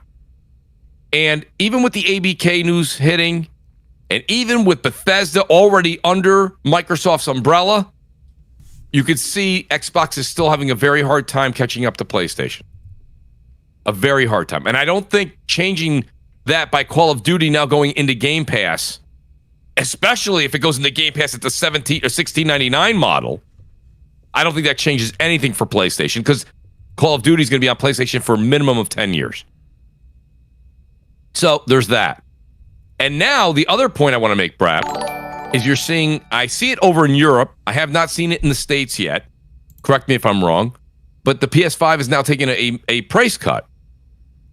And I think that's a strategy by Sony to say, you know what? Okay, Xbox is going to get Call of Duty. They got Bethesda. Who knows what they're going to get next year? Who knows who they're going to go for? We need to get as many of these PlayStation 5s in people's homes. So no matter where they go, no matter what Microsoft buys, we still have the market lead across the board. We're going to, I think they want to go for 3-1. I'm not saying that'll happen, but so PlayStation's lowering their prices in certain markets, and they're you see the numbers. BRAP, you and Gamer Logic are even better than me at this. You guys have all the percentages. You guys have everything that Matt Pescatella put out there. I mean, they're up by 205% in certain categories, whatever they were talking about in that, 75% in another. These are massive numbers. They're massive numbers. PlayStation's selling like gangbusters. It's unbelievable. So PlayStation's saying, okay, we're going to beat them the old-fashioned way. We're going to put a lot of consoles in people's homes. So when Call of Duty is an Xbox-owned, right, and people are like, well, who cares? And they're buying it on PlayStation and Xbox will make the money. Sure, that's fine. PlayStation won't make as much as Xbox, but they're going to make money off of, they're going to make certain percentages off of the skins and the bundles and the packs and the this and the that, right? Homelander and, all the boys characters are out in Call of Duty. PlayStation will get a cut for some of those packs and battle passes and skins and such. So PlayStation doesn't care. Meanwhile, they have 10 years to make their own situation pop. Is Call of Duty's been a monster for 20 years. Is Call of Duty going to be a monster for 35 years? I don't know. You guys answer that question. It's kind of rhetorical. So the state of Xbox right now is good. If you're an Xbox fan, there's nothing to worry about. They're doing great, right? They're buying everything. They're buying, but they bought Bethesda. They're buying ABK. They may go get Ubisoft. Who knows, right? So a lot of beloved games are going to be there. People are going to buy Xbox. Now, the question is, are people into streaming games? personally, I'm not seeing it. And you're going to see the numbers jump now because with the new tiers they have, they all fall under Game Pass. So, right, Sony did that with the PS Plus to a certain extent. It's a little different. Xbox is going to put everybody into Game Pass. So you're going to see Game Pass go from 25 million to, I'm making this up, 40 million or 50 million. Oh my God, they did it. They actually did it. No, they didn't. They just moved the same tiers that were Xbox Live Gold into Game Pass. So the number looks more attractive. But I mean, investors look at that number. I mean, these investors are multi-millionaires, some of them billionaires. These are smart folks. They know, they understand that they just kind of moved, one category over and called it that. It's not the same thing as obtaining an extra 30 million subscribers on a $17 or $16.99 a month deal versus where they were only paying $60 a year and they just shifted them over to the other category. They moved them over a column. Hey, how come I don't see that number? Oh, we just shifted it over a column. Oh, okay, thanks. Mm-hmm. The investors are happy now. Not really. They want to see that. They want to see the column of $16.99 go up. And the bigger problem here as we move forward, when we talk about games and obtaining publishers, they upped it to $16.99 and $10.99, and they're not. They don't even have any real first party games out. They had Halo. They had Forza Horizon 5, right? They still drop, Hi-Fi Rush. How many times are we going to say that? But they really haven't had any big, monstrous games this generation yet. And they've already upped the price. So let's say Microsoft, a couple of these acquisitions that they got really pay off for them. You don't think you're going to be paying $19.99 for Ultimate Game Pass soon? Come on, guys. Take a selfie. Look at yourself. You know it's going to happen. And eventually it'll go to $24.99. Mooch, I did the math. It just all works out. It's all good. Oh, I'm sure it does. I'm sure it does. A lot of people saying that. No, I know, of course, Brad. But I mean, that's the one thing when I say, because I don't know about you guys, but I cut Disney Plus. I would really like, some people in the family are really fighting me on this one. I really want to cut Netflix. Everything's monthly. Everything's monthly. So you got to remember, me and BRAP were talking behind the scenes before the show. This is a great story, too, kind of ties in with this. I said, BRAP, you're going to get Baldur's Gate on PC. He's like, Mooch, it's not that I don't want to get it. I don't have that kind of time. He's already playing 2 games. He's got a family. He's got sports he's running to all over the place. Work. Okay, there's other things going on. So he's got all this stuff going on. So when someone says to you, come on, Mooch, $16.99, 200 games. Right now, I am playing through Remnant 2, which is a phenomenal game. I'm playing through Final Fantasy 16, and I'm dabbling whenever I have a couple out. When I have 45 minutes or so, I dabble a little bit because with 45 minutes, honestly, I need more time with Remnant and I need more time with Final Fantasy. When I have 45 minutes to an hour, I generally I'll play with some Diablo 4, right? So I'm playing those 3 games right now. That is legitimately eating up a lot of my time. Mooch, don't you want 200 games in Game Pass? Honest to God, I own a lot of the games in Game Pass already. Because everyone that listens to all these podcasts and follows all the shows, you guys are hardcore gamers. I always say, pat yourself on the back. You are a hardcore gamer. You don't wait for games to go to Game Pass. You usually buy the game you want. You don't wait 6 months, 8 months, 12 months. Yes, every once in a while a game will land in Game Pass and you go, hey, that's great. I was going to buy that one and I didn't. But that doesn't happen daily. Happens a couple times a year where one actually falls in there that you didn't buy that actually still piques your interest. And then are you going to play that game because you're already 3-4 games deep in your backlog? Not to mention the 30 games you bought last year, you still didn't play.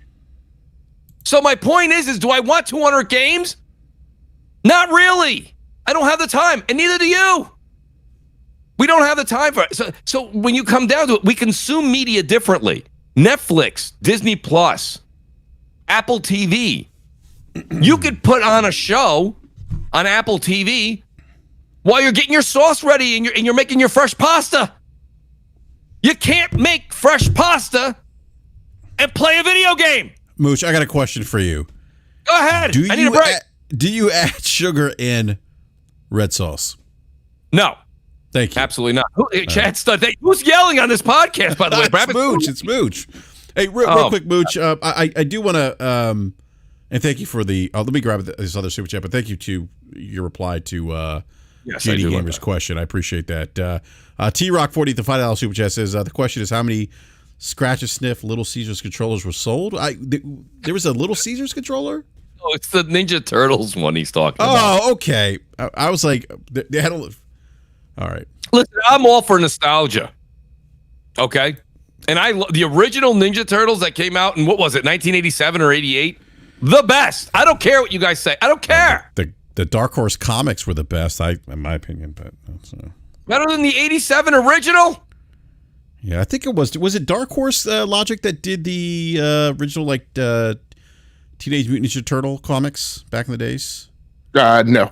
They were. Who was it? They were the originals were. I think they were black and white. They were done by Kevin Eastman and Peter Laird, and they were black and white. I remember that. Yeah. I think they were. I'll have to go back. I think they were independently published. I don't know. I don't know why Dark Horse comes to mind. Maybe Dark Horse at one time had Teenage Mutant Ninja Turtles. They were publishing it. Maybe at one time. I'm pretty sure they eventually got it. But the original, like I mean, I think they actually came. The original comics, I think, were actually late 80s. I'll have to double check. Yeah. No, I think you're right. Yeah. Yeah. Brad, did you see the controllers are talking that T-Rock's talking about though? Yeah. I've seen them. Yeah. The Turtles ones. Yeah. The pizza part of it kind of pops into the slot where you have, where the batteries are right in the back of and then it has like a spray, almost like a cologne or perfume. Hold on. What? Is it? Guys, correct me if I'm wrong. I thought I saw that on the illustration. No, it has a mist. Spray, it smells. Okay. It's a mist. It smells like pizza. Oh, okay. I gotta be honest with you. Interesting. If for you collectors out there, this may be something you might want to grab. But if you're not a collector, I have absolutely no idea who would want that product. I have like this vision in my mind, like 20 years from now, like somebody going to what are those like those pawn shop shows on like those reality TV shows? Yes. And like someone brings in the Ninja Turtles control, and they're like, "Oh, this is the one that sprayed pizza mist." That's what I'm envisioning now. But when you say, I wonder how much you'll get at the pawn shop for it in the future. Yeah. So just a close the loop. Yeah. So I was right. So they were originally published by their own comic book company, Mirage Studios, back in the early 80s, 1983, 84. Yeah, it rings a bell with me because I can actually remember the Teenage Mutant Ninja Turtles role-playing game was actually out in the late 80s, and playing that caused me to go back and pull some of the old original comic books. But but they came out in the 80s on their own label, and then I think eventually went to Dark Horse. Yeah, see, I remember them being on Dark Horse comics, and I remember the tone of the comics being a little bit darker than what we know the Teenage Mutant Ninja Turtles as today. Yeah, it was very serious when they first got it. And actually, to correct the comic book, so it was Mirage Studios, then it went to Archie Comics, then it went to some comic company nobody knows, then it went to IDW Publishing. So IDW still has that license, and they've been publishing it for that IP for the last 12 years or so, and that's kind of where I think of those books being today. Gotcha. Hey, real quick, Mooch, as you were talking about Xbox, and I kind of want to pivot here because Sure. I want to get to. I do want to talk about Starfield in a little bit, but I do want to talk about I'm not going to call it Circana. It's NPD. It's always going to be NPD for me. But one of the interesting takeaways, and this may tie into kind of what JD Gamer was asking, but he talked about one thing that Matt talked about with the June NPD numbers, which we'll go over here in just a second. He said video game hardware spending increased 22%. To $454 million. He said this is the highest video game hardware spend for a June month since the $617 million reached in June 2008. That's the 360 PS3 generation. He said double-digit percentage growth in PlayStation 5 spending offsets declines in spending on Xbox Series and Switch. Now, looking at this, I'm thinking, like, I'm not surprised that there would be declines in spending on the Nintendo Switch, just given where it is in its life cycle right now. We talked about it earlier. The Switch released 2017. That's 6 years ago. Okay.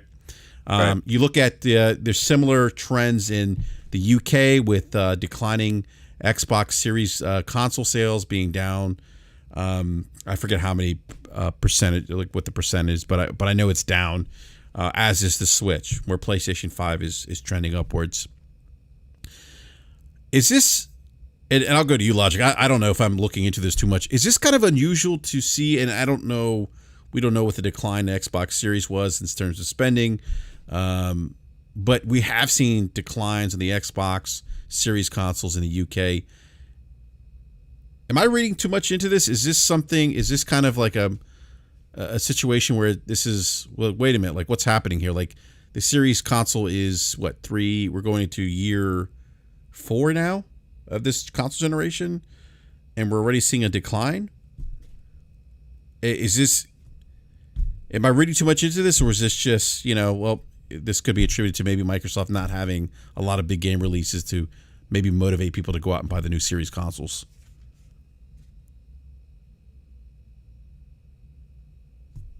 Man, so at the risk that probably anything that I'm going to say about this is going to be speculation. I guess one of the questions to ask is, and a lot of people have thrown me a lot of doubt when I've mentioned my own disillusionment with kind of Xbox and Xbox marketing and kind of what the performance trend has been since the showcase of last June, which in and of itself, and I'm talking about June 2022.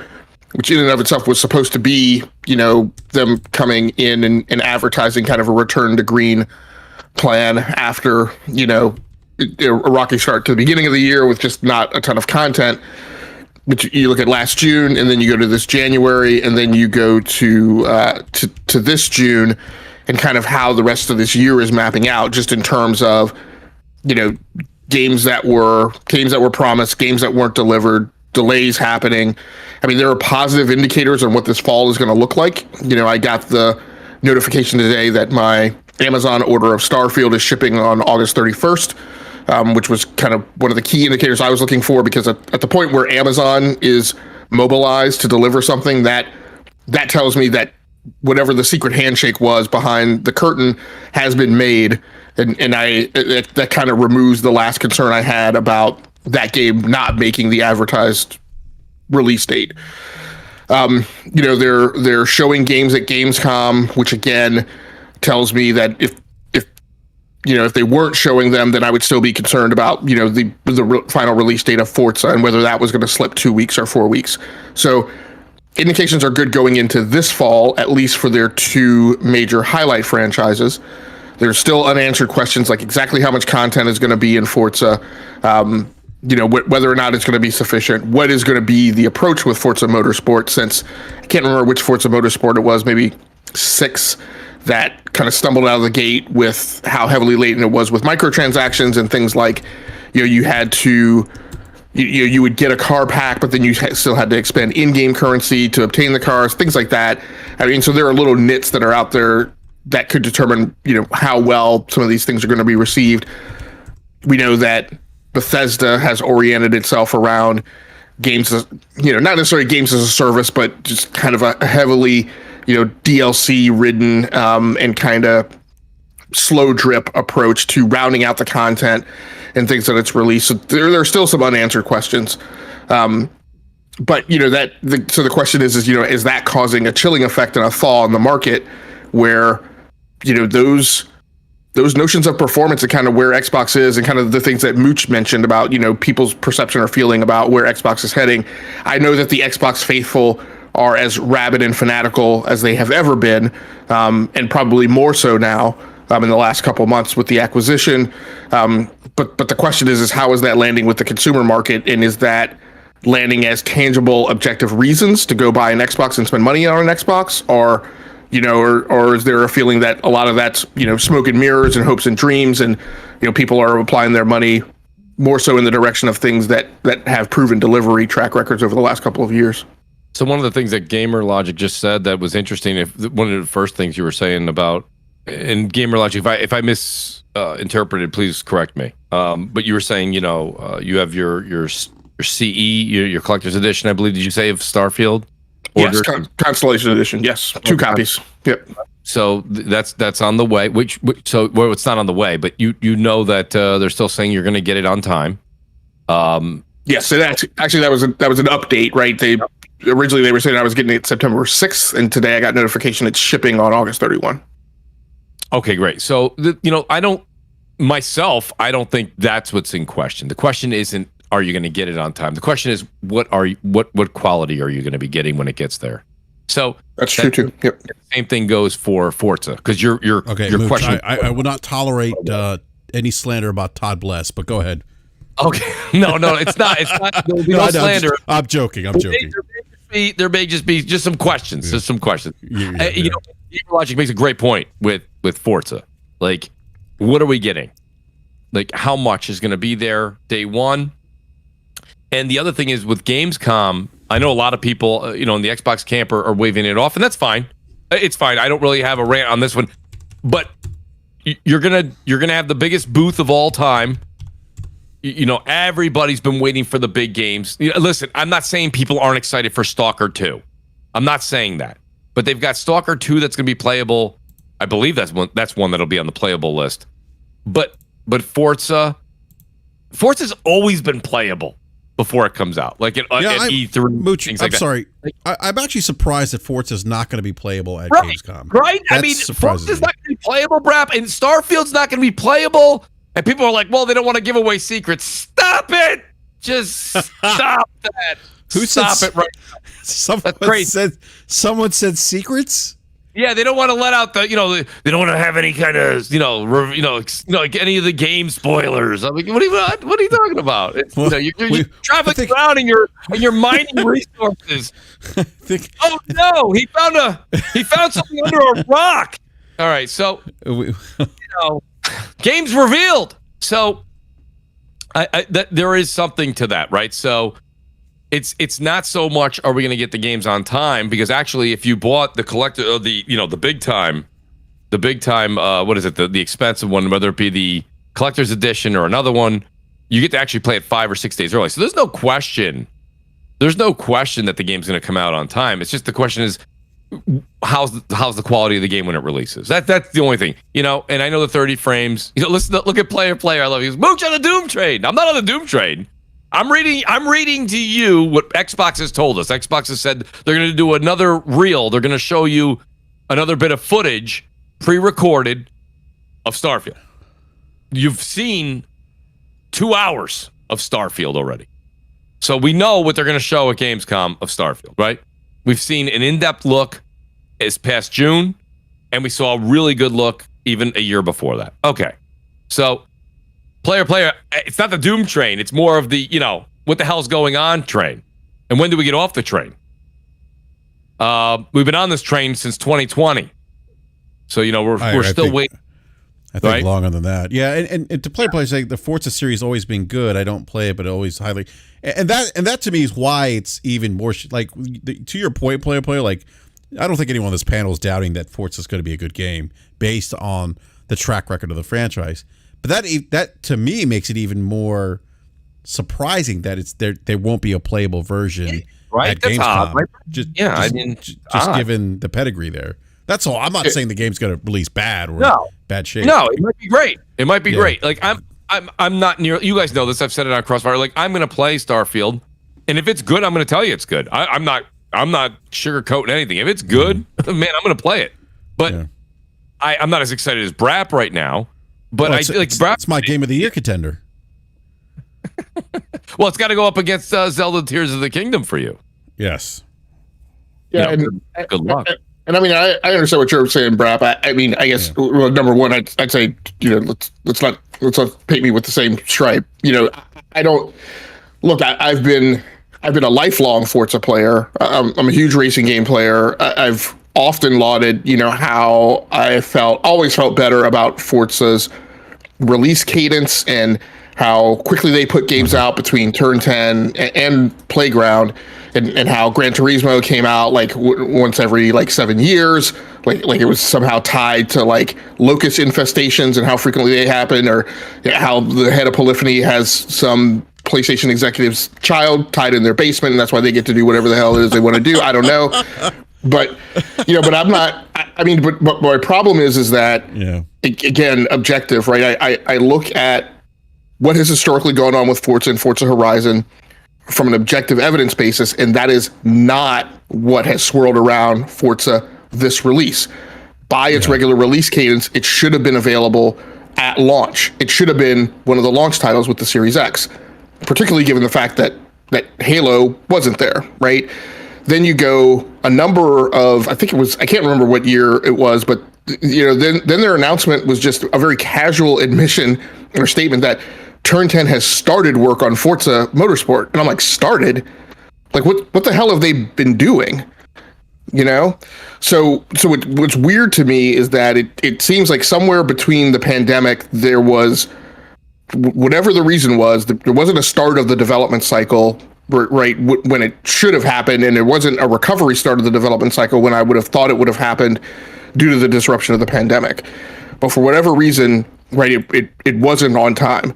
Then the game's been delayed. So all of these things are historical, right, aberrations that have not normally been associated with the Forza Motorsport. So I don't have like the 100%, you're right, lockstep confidence that there's not going to be an issue, that there's not going to be a problem, that it's going to be the same old Forza, that it's going to deliver at the high quality that it always has been, because the current track record and development trajectory is significantly different than what it's been and what I've associated with the Forza IP. So, and then, like I said, I didn't even catch that this thing wasn't going to be playable at Gamescom. And yeah, I agree. I think it's a ridiculous take to say, well, they don't want to give out trade secrets. Like it's not like they're going to shadow drop the next version of Gran Turismo right between now and October. Like what is that? And Forza has historically been a game that has been playable on stage, at a presentation, in a keynote, at some game event, well prior to its release. So it's just, I don't know. Yeah, it's just weird. I agree with you, Logic. That's why I'm kind of surprised that it's not there. Like,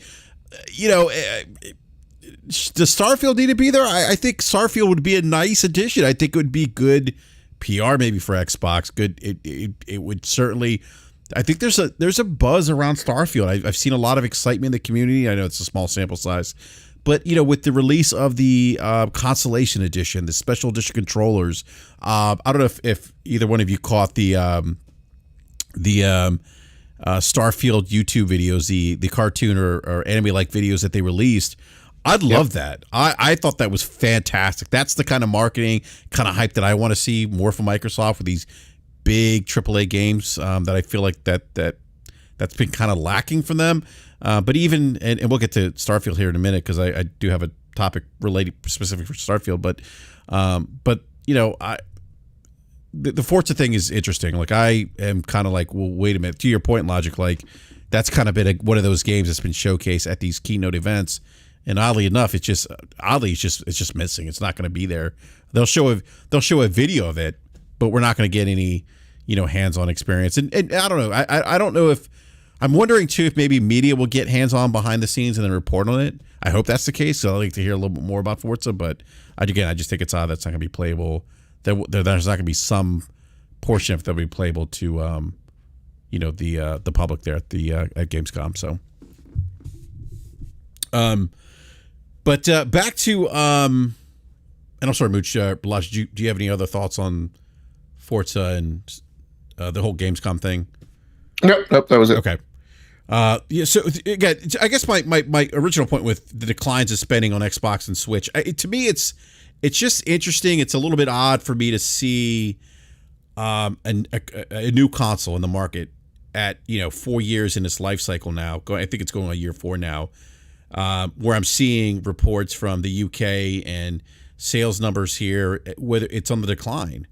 And I'm wondering again, and I asked this question, I'm just wondering if this has to do with the lack of really, like we've talked about this a lot, Game Logic, where a lot of people like to bring up Hi-Fi Rush. Yeah, that's a good game, but that's not necessarily a game that's going to move the needle. It's really going to invigorate people to go out and want to buy an Xbox. It's just not. Well, the thing is, the one thing that we've stopped talking about, because it's just like the ABK news, everybody got tired of talking about it. So I'm not going to harp on it. But again, the day and date thing with PC, it doesn't help Xbox. It helps Microsoft. They're going to make money on Steam. Mm-hmm. Like, I'll tell you the truth. Like, in all honesty, like, if I if I don't get a copy on PC, I'll play it on Xbox. But if Starfield's good, I'd rather play it on Steam with the mods. And the mods on PC are better than the mods that are going to be on the Xbox platform. Yes, there will be mods on Xbox. Yes. Yeah. But once you do the mods on Xbox, it completely disallows your ability to get achievements. So you play it on Steam, you're going to get much better. You're going to get better options. So getting back to what you were saying, it's Microsoft put their games not only on the Microsoft Store as far as PC, but it's on Steam. So again, for Microsoft, that does well. But BRAP, when you said, I'm shocked, the numbers are dropping, even when they buy a company or a publisher or a developer, their games go on Steam. Yeah. So a lot of people where they would go, oh my God, Starfield, Xbox exclusive, Todd Howard's next baby. Well, they're not doing that. They're like, I have a PC, so I'll play it there. Yeah, I Xbox fans, people who are diehard Xbox fans, they go, it doesn't matter. Okay, fine, it doesn't matter. Well, it doesn't matter to Microsoft. I mean, I agree with that. Microsoft doesn't care. Yeah, but they don't care. But BRAP, now you're seeing the decline of the console sales, and you say just now you asked the question, why is that? Well, I saw somebody say it devalues the console. I'm not so sure. Look, I'm sure there's some people out there. I'm one of them who doesn't need an Xbox Series X. I had one. It just wasn't. I wasn't using it. And I have a PC. I have a very capable gaming rig. Absolutely. But I do think that there are people out there that don't want to game on PC. So I'm not so sure. I'm not so sure that well, again, I could be wrong, but I'm speculating here. I'm not so sure that it's the games, their first party content also releasing day and date on PC that is causing a decline in sales of the Xbox. Let's go back because there's people out there that only want to play on console and not on PC. I agree. I completely agree. But hear what you're saying. There's people out there that want to play Starfield. There's people out there that don't have a gaming PC. There are people out there that don't want to play on PC, and yet you're telling me the numbers are declining. So you tell me, we're not at the beginning of the generation, we're nearing the middle. So why are the numbers declining? The numbers are declining because look at what Sony's doing. Sony's going to put Spider-Man 2 exclusively on the PS5 for probably 2 years.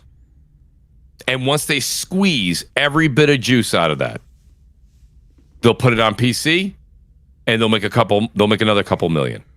So, but again, if you want to play Spider-Man 2, you have to buy a PS5 and then look at the numbers. You have the numbers in front of you. I don't have the numbers in front of me. The numbers are astronomical for the PlayStation 5. And to play devil's advocate, what game has come out for the PlayStation 5 exclusively? You do have Final Fantasy.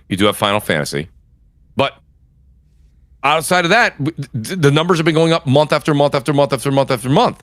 Yeah. And wait till September comes when that custom console comes out. And then wait till Christmas comes and the advertisement again for Spider-Man 2 comes out. It's going to sell like gangbusters. So again, I'm not saying I'm right, BRAP.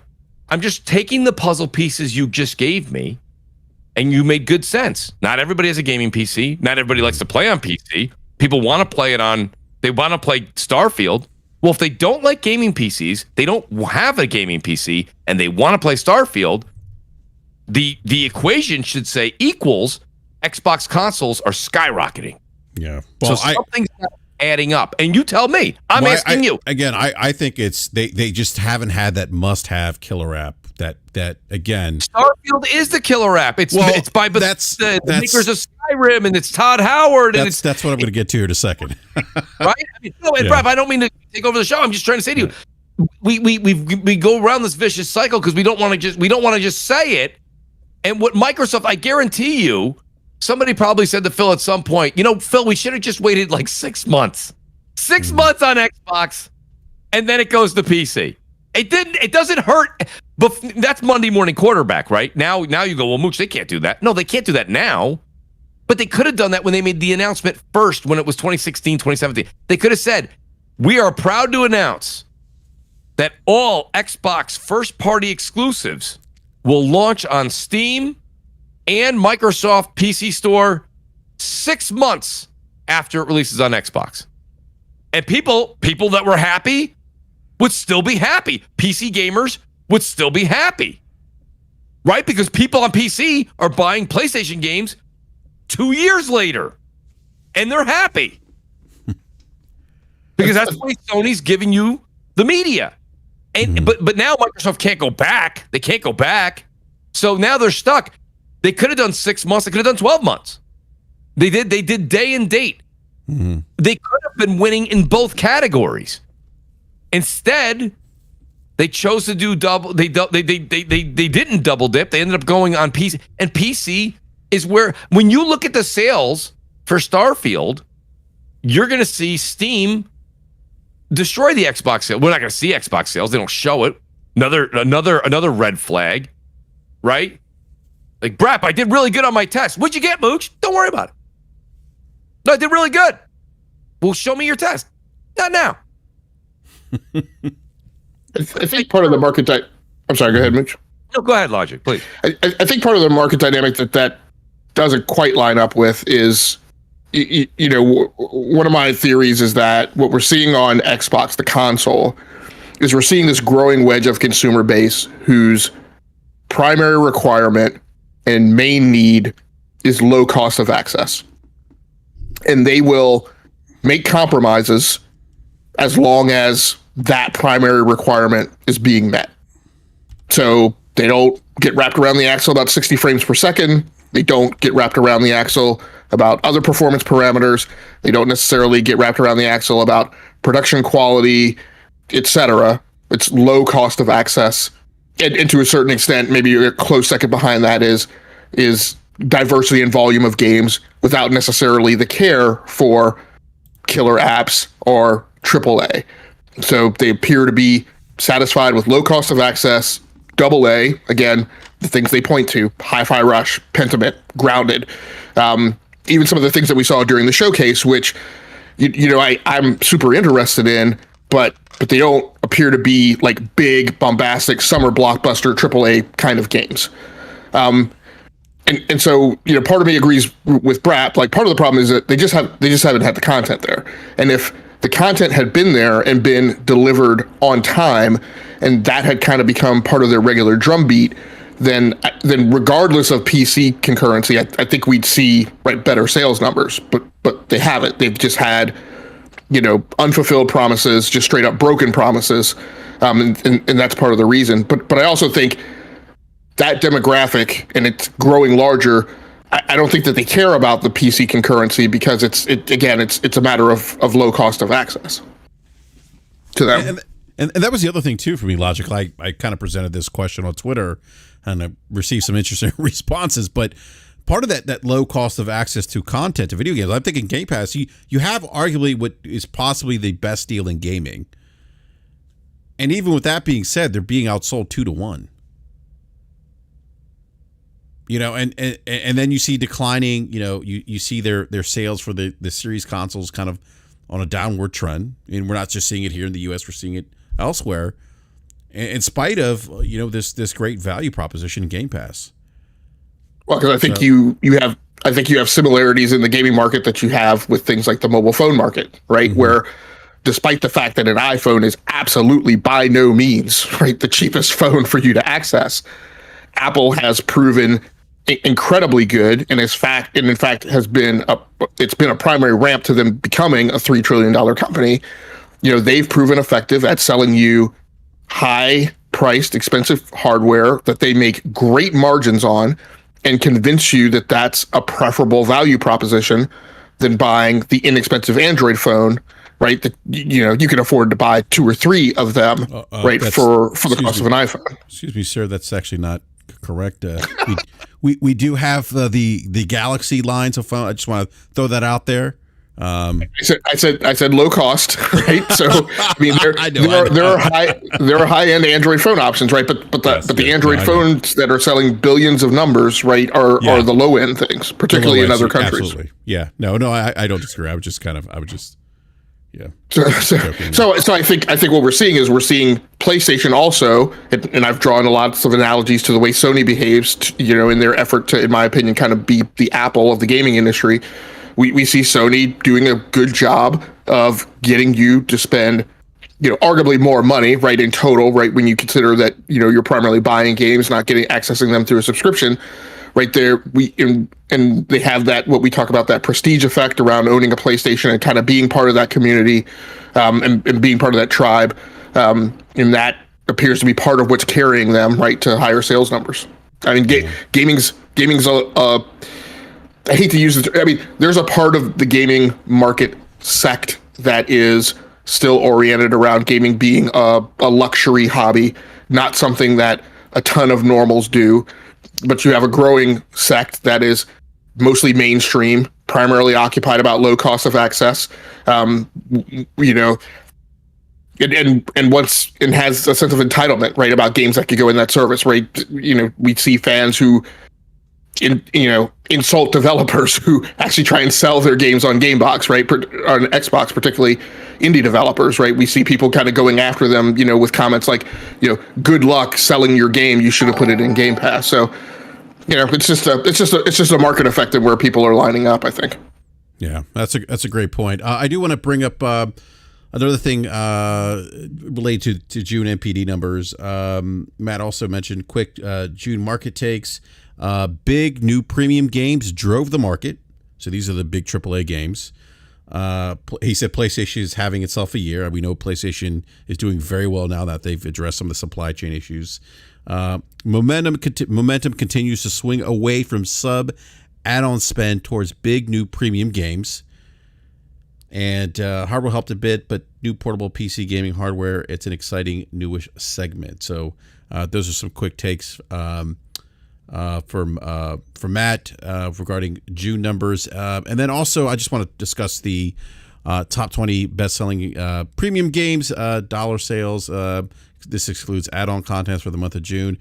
Diablo 4, I don't think anyone's surprised by this, came in at number 1 for the month of June. Final Fantasy 16, despite being this is impressive. I mean, I think why you can't listen to headlines and the nonsense. That'll never sell. It won't do well at all. Yeah, okay. Well, you can't. Yeah, we talked about this earlier, Mooch. The big disconnect from what people. There's conversations that we see on Twitter and what the market realities are, and this is just another example of that. So, Final Fantasy 16 came in at number 2 for the month of June, and again, it's a PlayStation 5 exclusive, selling in a. I'd be interested to see what the attach rate is for that game on the PlayStation 5, but again, sold on a console that has 40 million consoles sold now? I think Sony just announced that, if I'm not mistaken, or is it more than that? I'd have to go back and look. But anyhow, number 4 is Nintendo Legend of Zelda Tears of the Kingdom. Hogwarts Legacy is 5. Call of Duty Modern Warfare 6. Star Wars Jedi Survivor 7. MLB The Show is 8. Spider-Man Miles Morales is 9. And this is interesting. Miles Morales was number 31 the previous month for NPD May. It is now number 9 NPD for the month of June. And Marvel's Spider-Man was 24 the month of May and now 10 for the month of June. And then after that's FIFA 23 at 11, Mario Kart 8, 12, Dead Island 2, Mooch, which I know you're a fan of, is 13. Yeah. Minecraft 4. I'm sorry, not Minecraft 4. Minecraft 4 is at 14. F1 23 is at 15. Elden Ring at 16. Elden Ring's still selling very well. Speaking of From Software, there's also Armored Core 6 coming out end of August. Yeah. That's another one. Story of Seasons, A Wonderful Life, that's new. That is 17. And then God of War Ragnarok is 18. Resident Evil 4 is 19. And Super Smash Bros. Ultimate is 20. MPD's top 20 best-selling games year-to-date for 2023. Hogwarts Legacy is number 1. Tears of the Kingdom is 2. Diablo 4 is 3 already. Call of Duty Modern Warfare is 4. Star Wars Jedi Survivor is 5. Resident Evil 4 is 6. And I'm happy to see Resident Evil there at number 6, by the way. Great to see that game sold well. I want to see more Resident Evil games from Capcom. I actually really enjoyed Resident Evil 4. MLB The Show is 7. Dead Island 2, Booch, one of your favorites, 8. And then Final Fantasy 16 is 9, and Street Fighter 6 is 10. So those are the top 10 best-selling games year to date for 2023. Oh. Dead Island 2 is very good. It's Dead Island, so I'm not going to sit here and oversell it. But if you like Dead Island 1 and Dead Island Riptide, you definitely will. Shout out to English in the chat. English, I don't mind typing back and forth. It's just easier to talk. I don't know if you listened to the beginning of the show, but I do everything that me and you were talking about here as far as ABK and Call of Duty and Game Pass. I did a 20-minute rant in the middle of the show on that. So you may have come in late. So if you get a chance, go back and listen to the show. Yep. I talked about it earlier tonight. I basically gave my concerns on it. I'm not saying you're wrong. I'm not saying I'm wrong. I'm not saying I'm right. I'm not saying you're right.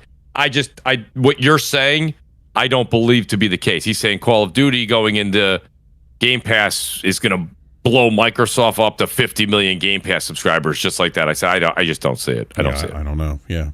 Well, we'll have to wait and see. But like you say, I'm not saying I'm right, but I definitely don't see it personally. Yeah. Everybody said to me when Bethesda was acquired, oh, well, that's it. Yeah. That's it, boy. We're going from 20 to 40 overnight. Yeah, I remember. Yeah, I remember that. Now. Right? Deathloop came and went.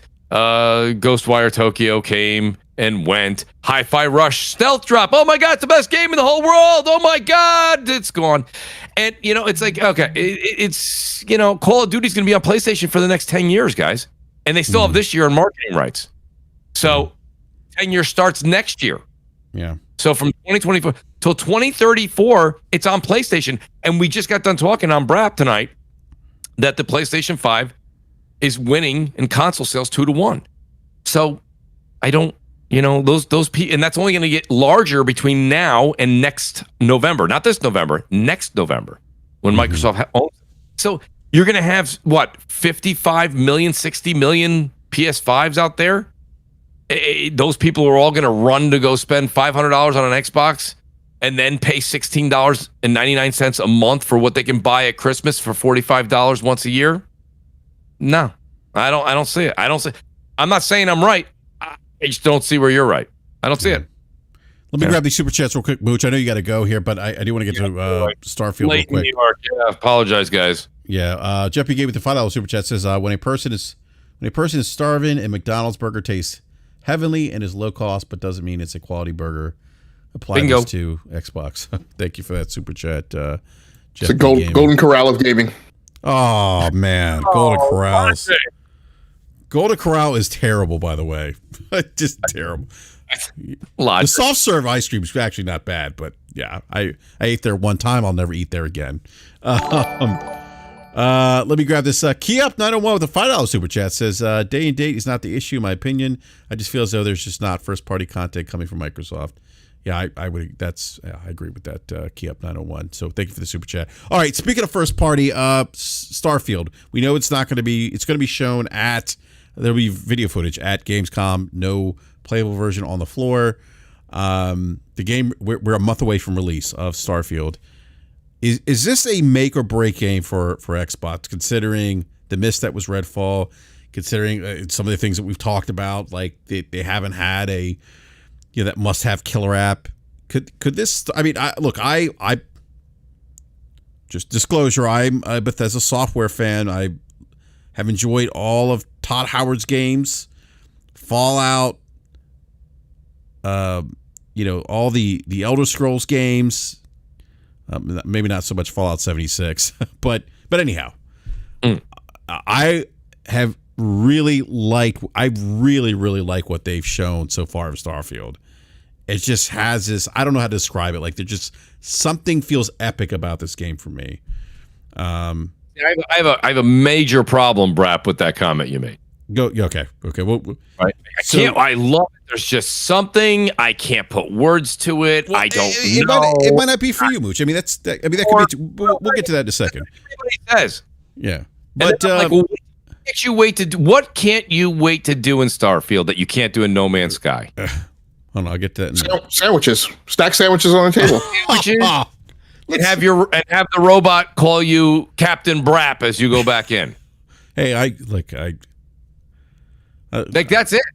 Like what? If you said, "Hey, want to play No Man's Sky, which, by the way, No Man's Sky you can play co-op. You can't Starfield. Yes. So what I say, by the way, fair question, player. What I'm saying, make or break. No, I'm not saying that it's going to go out of, but is this a game that's, I say make or break, meaning that I think it could be a game that could create, if it's really good, if it's one of these games that is, if you think about the pedigree of Todd Howard and company, it's one of those games that's critically acclaimed, I think could potentially move the needle for the Xbox. We talked about, the decline in console sales. Like maybe there's some impact to. So when you say console sales are going to move, though, BRAP, okay? Mm-hmm. In order for that large movement to happen, you have to have casuals buy. I'm not saying large. You think casuals can't wait to mine rocks? Well, this game's more than mining rocks, Mooch. So you're right. I'm sorry. Do you think casuals space exploration? There's 175 planets. Yeah, there's the story there. I think casuals only care about the fact that they're going to be able to access the game for $17 a month. I mean, that's the unfortunate. That might be it. That might be. But I mean, again, and don't get me wrong. There's going to be missions. There's going to be certain things to do. But nothing. We saw the shooting mechanics. We saw the interaction with NPCs to grab stories and go. Nothing there is like you're a casual. You're like, I can't wait. Oh my god, I'm going to go explore Planet 575. I'm going to grab that rock. I'm going to bring it back to so and so. I'm just saying, what in this game? I'm using your words, BRAP. I'm asking. I'm literally Superman tuning you right now. I'm pushing on the crystal back on the other side. I'm asking you, what in the world moves the needle for casuals and yourself? Well, I think again, this goes back to the pedigree of Todd Howard and company, and that they have. Yes, T-Rock. I'm contemplating all romance options in this game. No, but look, it's an action adventure role playing game, right? It's going to be in the same vein as the Morrowind games, the Elder Scrolls, not Morrowind, the Elder Scrolls games, and it's there is a story there. It takes place at 2310 in 2310. The two largest factions of the game are the United Colonies, and I forget what it's like, something collective or something, which they actually showed the videos of and there was like this war that took place, right? So this is years after the war, right? Right. So basically, the player just assumes the role of a character, like very, very similar to what we have experienced with other Bethesda software or other Todd Howard type games, and for me at least. You the ability to explore, you do more than mining rocks, Mooch. Well, you do, right? You mine elements. Okay, I'm joking, of course, with rocks, but elements. It's you do that in No Man's Sky. You go out, you have to mine, and then you take things back, and it makes your ship better. You make better weapons. You're gonna have better ammo. You return certain things to get certain things from NPCs, and then take those things to build a better ship to explore further. I get it. I mean, I've paid attention to what you pay. You're getting a little bit more into the weeds when you're like, it's 2310, and it's the Commonwealth versus there's elements. Look, there's elements of customization and we talked about Breath of the Wild. Like Breath of the Wild's like that. Not Breath of the Wild. Tears of the Kingdom was like that for me. Right. The ability to customize, a sense of exploration, to identify new areas, new enemy types, things like that. Those are the things that are very intriguing to me with Starfield. And I think if you look at like Skyrim, Skyrim was a huge success. It incorporates some of those 20 years ago. Yeah, well, but again, same formula. How many times are we gonna do this? Like Halo Infinite. Remember when Halo was coming out, BRAP? We had the same conversation. It's gonna be great. It's gonna be amazing. Yeah. Come on, Halo 1, Halo 2, Halo 3, Halo 4. Those were great. Those were great games. They were great games, but now you're doing this. You're like Skyrim. But again, based on the pedigree. Well, minus Fallout 76. People come. Yeah, Fallout 76 didn't do well. That's the team that's there. Well, no, actually, so that game Todd Howard actually wasn't really involved in the development of that game, by the way. Well, he sure as hell advertised it like he was. Remember him in that? He really wasn't. Yeah. That little brown jacket, walking back and forth 100 times, like he was doing stand up on HBO. Yeah. Yeah, I remember it. He sold it like it was his baby. Yeah, no, he was focused on Starfield. I got news for you. Have you seen poor Todd on some of these videos he's doing? He looks like he is under so much freaking stress. He does not look comfortable. Mm-hmm. He's barely cracking a grin. Mm-hmm. You know? I just think it's one of those games. Again, I'm not saying it's like GTA 5, but almost like because I know people are like, oh, you're perhaps comparing Starfield to GTA 5. I'm not. What I'm saying is there's certain elements of GTA 5, certain sense of freedom that appeal to people, I think. And in this game, you have the ability to customize your ship. You have the ability to plunder ships, kill its you can basically kill its occupants, commandeer the ship. It doesn't sound bad, but it doesn't sound like the next coming of who. It might be Mooch. Well, I think the main thing is you guys are, and I totally respect this conversation, but you guys are talking over design elements, approaches to game experiences that people like us are wrapped around the axle about. Yes. And Mooch, you said, I agree with what you said, right? The key to getting a game to blow up, to explode, is to get the casuals interested. Right. And what the casuals need to hear, and I think they are hearing it, is, and particularly even the casuals, I would quadruple that, I would make that an exponential statement for the Xbox community, is they need to hear the executives tell them that this is the game they're supposed to play.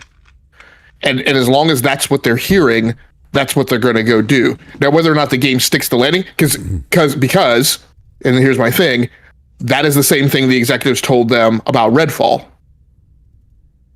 And that didn't work out so well. Right. And so that part of it is only a matter of, but is a matter of whether or not the game sticks the landing.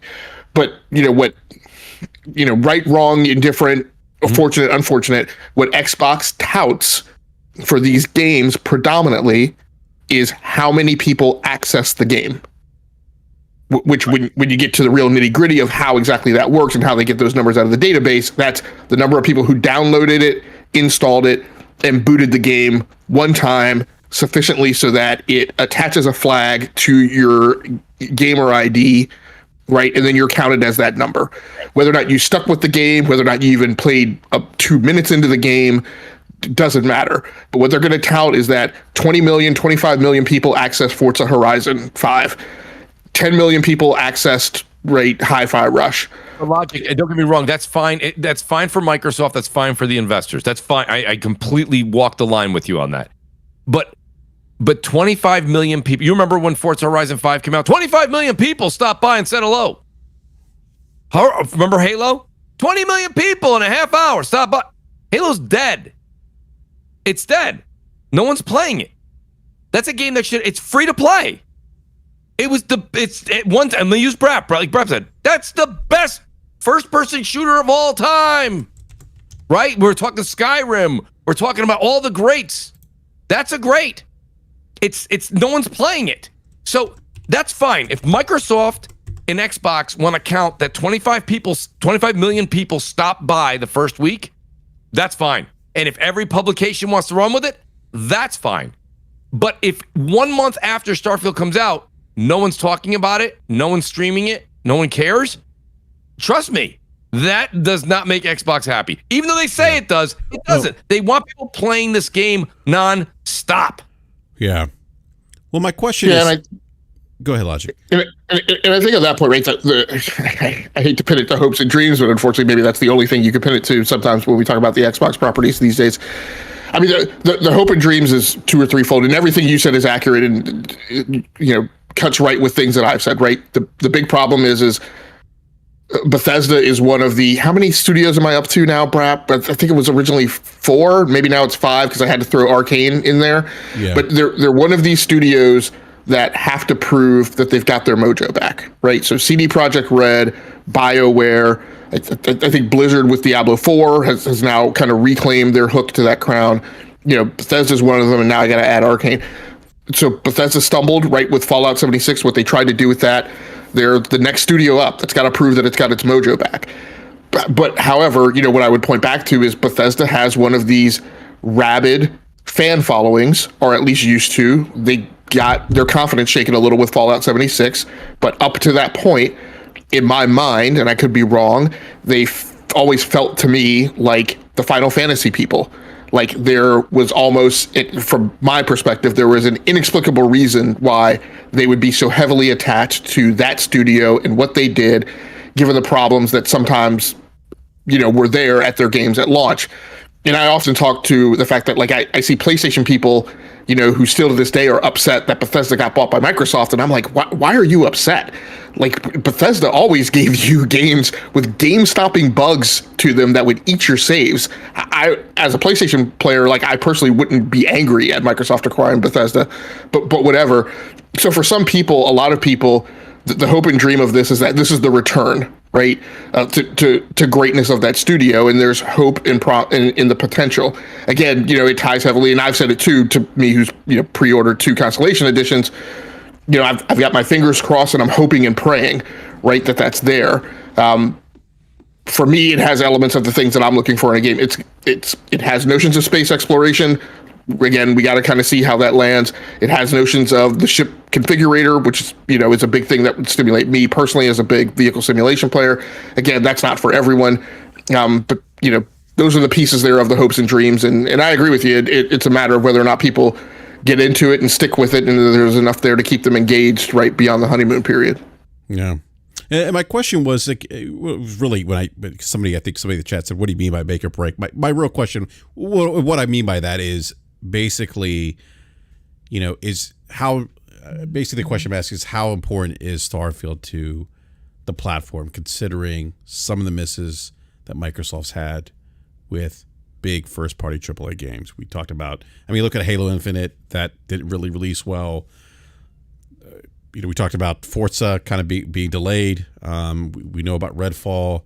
This to me is their first, and this is like their first new intellectual property in quite some time, like big. And I say intellectual, somebody brought up, well, what about Redfall?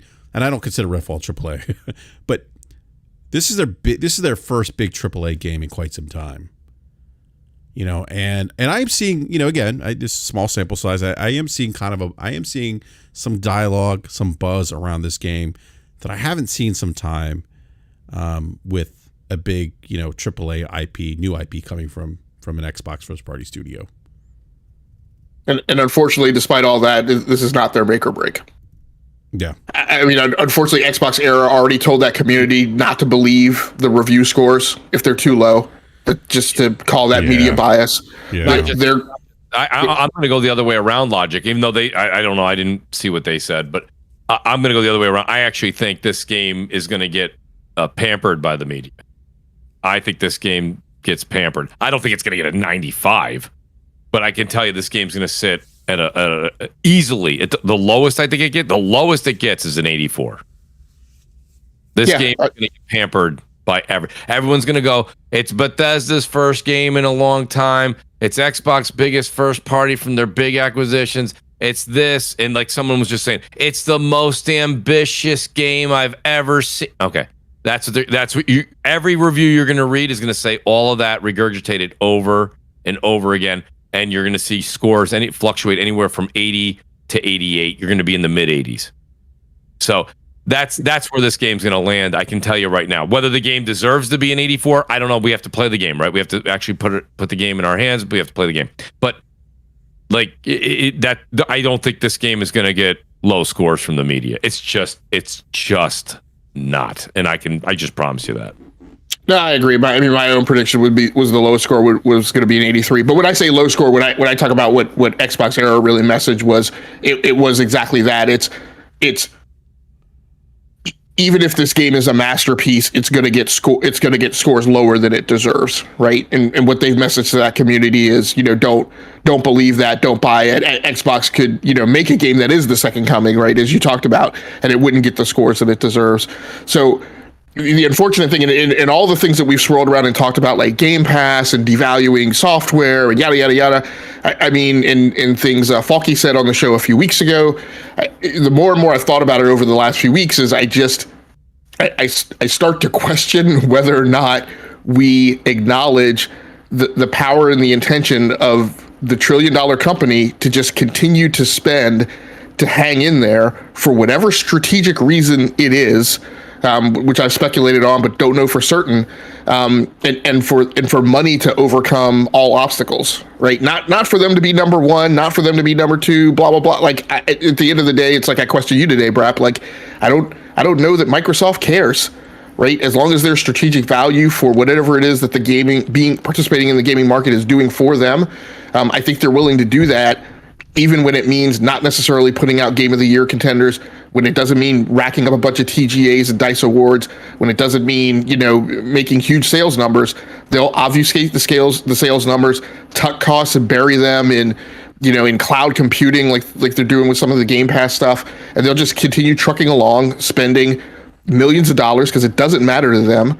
And yes, gamers may suffer, and competitors may suffer, but at the end of the day, it's a shoulder shrug for Microsoft. But and therefore, I don't think Starfield is make or break for them. If it doesn't stick the landing, they'll just shrug their shoulders and move on to the next thing. Yeah, that's a great point. Logic nailed it. I agree with the logic. Yeah, no, I do too. And I think the long-term play for them is really the mobile space, getting embedded there. That's really, we've all said this a million times for over a year. They really want the king part of the ABK deal. I agree with that. They want the mobile market. They want the Call of Duty on phones. That's why, everyone's like, oh, Call of Duty on Xbox Game Pass is going to shoot it. It's not. PlayStation has it for 10 years.